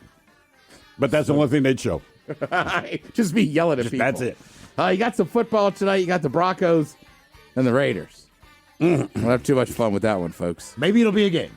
You know what? I like your optimism. You never know. It's misplaced, but I like it. Thank you, Ted. We appreciate it. You're listening to The Men's Room. Now, it's time to hit the headlines. Here's Mike Hawk. Oh, good evening, everybody. Our top story, we go to Florida, where when you gotta go, you gotta go. Authorities were called to a local Publix in Miami on reports of an aggravated assault. They arrived to find a man with a knife that they quickly placed under arrest. His victim was able to defend himself with a rather large book bag and sustained no injuries during the encounter, which is great. But the story is what set the man off in the first place. The victim had been in the bathroom of the Publix store, and the assailant really needed to go. He told authorities that the man in the stall wasn't wrapping things up, so he pulled the knife, and now he's facing charges. We've always said, man, supermarket bathrooms are weird. Yeah. They are the sketchiest of them all. They certainly can be. I feel like I've been in a couple supermarket bathrooms, which are nice, but they're the ones where you got to go basically into the back, where it feels like you're in employee territory. That's when I start getting a little bit nervous. They're always great. Again, shout out to the Amazon Fresh on Aurora. All right. Stunningly clean bathroom. Sure. And like, give yourselves a pat on the back for that, because there is no other grocery store I can say that. I don't think people want to go in there and do number one. I think they're dropping. No, it's like, I got to poop. I got to go. And to leave your buggy your basket out in the middle, no matter how much crap you've got in it. Right, like, you I gotta feel go. this panic mode of like, if I'm in there for 5 minutes, man, someone's going to steal my stuff. Really, you go midway through the shop. If I'm using you it, gotta it's either go. it's You gotta either go. it's at the very beginning or it's at the end after I've dropped my groceries in my car. But we're saying, like, it hits you. Okay. Right? You're halfway through your shop and your stomach does that thing that all stomachs do where it's like T-minus 30 seconds before a brownout. And you can do it in your pants. You can do it in the bathroom, but it's happening. Goodness gracious. I think also there's just so many of them that the numbers go up. What do Where you like there's weird stuff happens at 7-Eleven. It's not 7-Eleven's fault. They're just open. Right. Yeah. So I think grocery stores, for whatever reason, those bathrooms are always the oddest, but also there's just so many of them that just statistically. And they're always, I feel like they're always kind of gross looking, but they're also inexplicably humid. Yes. You know, like Yes. you walk in and it's like, man, I feel like I just stepped off a plane in Tallahassee, Florida, and I don't know why. And something in there is broken. Generally, the person. Right, yeah, no kidding. In other news, several students at a middle school in Florida got an early education about adult snacks. Reports go that about 7 or 8 students consumed, quote, laced edible snacks that contained marijuana. Jeez. Of those 8, 4 of them were taken to the hospital after experiencing the effects of the drug. The rest were released to their parents. The report does not detail what they had actually consumed nor the strength of the edible, but did use this as an opportunity to encourage parents to talk to their children about knowing exactly what it is that they're consuming, especially this time of year being the Halloween season. Did they say even where it came? Like, did a kid bring them in for his birthday? Right. That they didn't really give any detail whatsoever on there. And here's my thing: 8 kids all came into contact. 4 of them went to the hospital. So it's a central Well, location. the other 4, okay? Yeah. Is like, yo, Josh, man, that was crazy cool. I think they knew exactly what they were doing. Oh, I think this is my So 2 4 cents. just good, 4 couldn't handle it. This is my 2 cents about things that I don't have any idea about. I think all of them knew what it is that they were doing. A collective 8 students all came together. I just wanted to experiment. Correct. See what the hype's I all think about. 4 of them pulled the ripcord, and then the other 4 actually went through with it and freaked out like they would, and they went to the hospital. I don't know. That's my 2 cents. Well, who knows? That's But what I'm you're putting right. together here. You're in middle school. You're doing that. You're going to freak out. Over to Wisconsin, where the teachers are fun. An adult called in to complain about a teacher at a local elementary school to report that he was acting odd, as if he were intoxicated, see? All right. They arrived on the scene to find our man with slurred speech, bloodshot eyes, and did indeed smell of alcohol. All signs of being intoxicated. But there was also the issue of his .36 blood alcohol content. Jesus. Wow, damn. .36. It was determined that he had driven to the school in his intoxicated state, racking up further charges for OWI, which makes things a little bit worse for our man because this was not the first time he had gotten an OWI charge. This was not the second time he had gotten an OWI charge. This was not the third time he had gotten an OWI charge. Number 4 is what this was. Okay, I saw a headline that said, the way I read the headline was that the 4th different teacher had been arrested in Texas. You're telling me this one dude, this is his 4th time? Yeah. And he still has the gig, huh? Yeah. Texas. Well, he was arrested and facing some serious after penalties. the 4th time. Okay. Yeah, we might be. Thank you, Texas. Might be reassessing crazy. his employment. I know. I mean, look, it's You not got right or something wrong, going but like on. people can make mistakes or whatever. Like Yeah. 4, like 3 already. And you're getting arrested, dude. It's not like you got pulled to the side and got reprimanded. Like you Or put an alcohol, like test them. Right. Or put the blow and go. That's what I'm saying. Like some people, like if they're not going to go to treatment, they obviously can't stop. Like that's Right. where the state has to do something. Correct. Blow and go. That is Right. why it is there. He's earned that. He has. He absolutely has. Anyway. Down to Australia, where they're serious about their art. An installation was put in the middle of a local town, which drew some criticism from the locals, costing a whopping $89,000 in a year when council rates jumped 8%, following 10% the previous year. The giant blue megafauna wasn't people's favorite new addition, eventually being dubbed the Blue Blob. It was just this big, convoluted, weird thing that they painted blue for the city's colors, is basically what it was. But it recently got a little work done, courtesy of a mischievous 19-year-old girl. She had a little fun and placed a pair of googly eyes on the statue. That's my go-to. Yes, All right. it is. Giving a little bit more personality. Unfortunately, the adhesive for the eyes was not able to be removed without damaging the exterior of the statue. Basically, you just took the paint off. Yes. All they need to do is repaint the 2 eye spots. Or, to be honest with you, leave the googly eyes on there. Just follow me on this. Everyone in the town hates it. Right. Right? It's just not something they like. And as dumb as this sounds, those googly eyes would end up making that thing this beloved thing. Correct. Right? Just because now it's funny, at least. Now it's a culture piece. Yeah. So it caused some significant damage getting those things off, which if you look at it, there's clearly the spots where the eyes were there. Or at least that's what the mayor says, as they are suing the teen for the cost of the repairs. Which I agree with you, Miles. I looked at it, it's like paint over the damn thing. Yeah. If I were the teen, I'd say, I'll tell you what, I will give me the paint that I'll pay for the paint that you need, and then I'll do the labor. Do it. Sure. To cover the googly eye spots. Exactly. But just in case those stories have a bad taste in your mouth. Thankfully, there's good news. Over to Ireland, where a crisis has been averted. Several people called authorities after spotting an unknown animal in the woods. Nobody was really able to get a good image of the beast, but several were reporting that it was a lion stalking the trees. Oh, Jesus. Yeah, local authorities initially thought it was a deer until someone actually caught footage of the animal and then conducted a search to track it down. They did eventually find the cause of the ruckus, a Newfoundland dog that was sporting a rather fresh haircut. I saw that picture. Yeah, I know. It's awesome. They say he's actually quite friendly and is very happy about his new viral fame. How do they know? How does he know? I'm viral? Cool. Wag my tail. Men's Room Sports, you got college football on ESPN and ESPN2, basketball on NBA Network, and Thursday Night Football featuring the Raiders in Denver against the Broncos. Over on Amazon Prime. As far as your weather, some early showers tonight, but it is expected to dry up to a partly cloudy low of 46 overnight. Tomorrow they're expecting a similar situation, partly cloudy, and a high of 54, so it should be a fairly nice day. That's it for your headlines. With that, Mike Hawk is out. We'll see you for a Positive Friday. Don't forget, tomorrow morning, 9:20, the Daily Mix Morning Show has more tickets for you to check out Unwrapped. Yes, indeed. It's all true. But in the meantime, well, we be all about this biatch. So until tomorrow, please do what you do best. And for Aletha's sake, stay beautiful. The Men's Room has been taped before a live studio audience. Wardrobe and makeup provided by Mantastic Limited. This has been a presentation of the Men's Room Radio Network. Oh, man! A Double Flush production.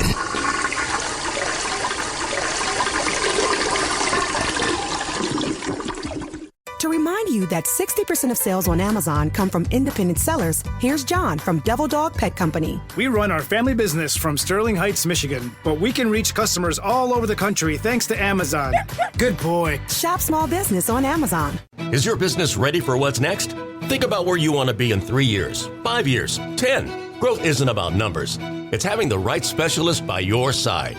Moss Adams and Baker Tilly have joined forces to create a remarkable new organization. It's one advisory firm with resources, expertise, and vision built specifically to serve the middle market to help you get to what's next. Learn how Baker Tilly can help your business pursue its vision of success. Visit bakertilly.com/combo.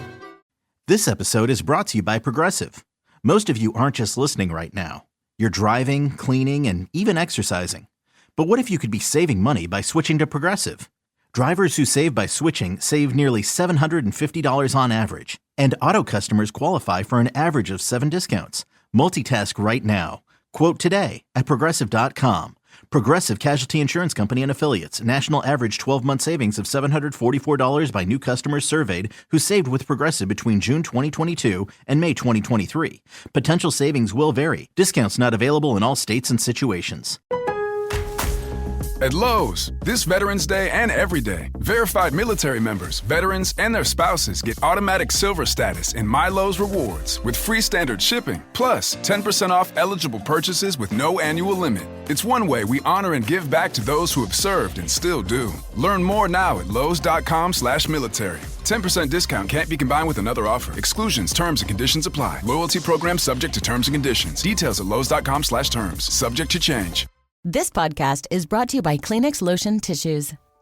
You can't predict sick days, but with Kleenex Lotion Tissues, you can be better prepared for them while helping keep your skin healthy. Whether it's a surprise sneeze or a stuffy nose, it's always good to have something gentle on hand. Kleenex Lotion Tissues moisturize to help prevent skin irritation while you're battling those unwanted cold and flu symptoms. It's extra care when you need it most. I mean, why not have one less thing to worry about when you're not feeling your best? For whatever happens next, grab Kleenex.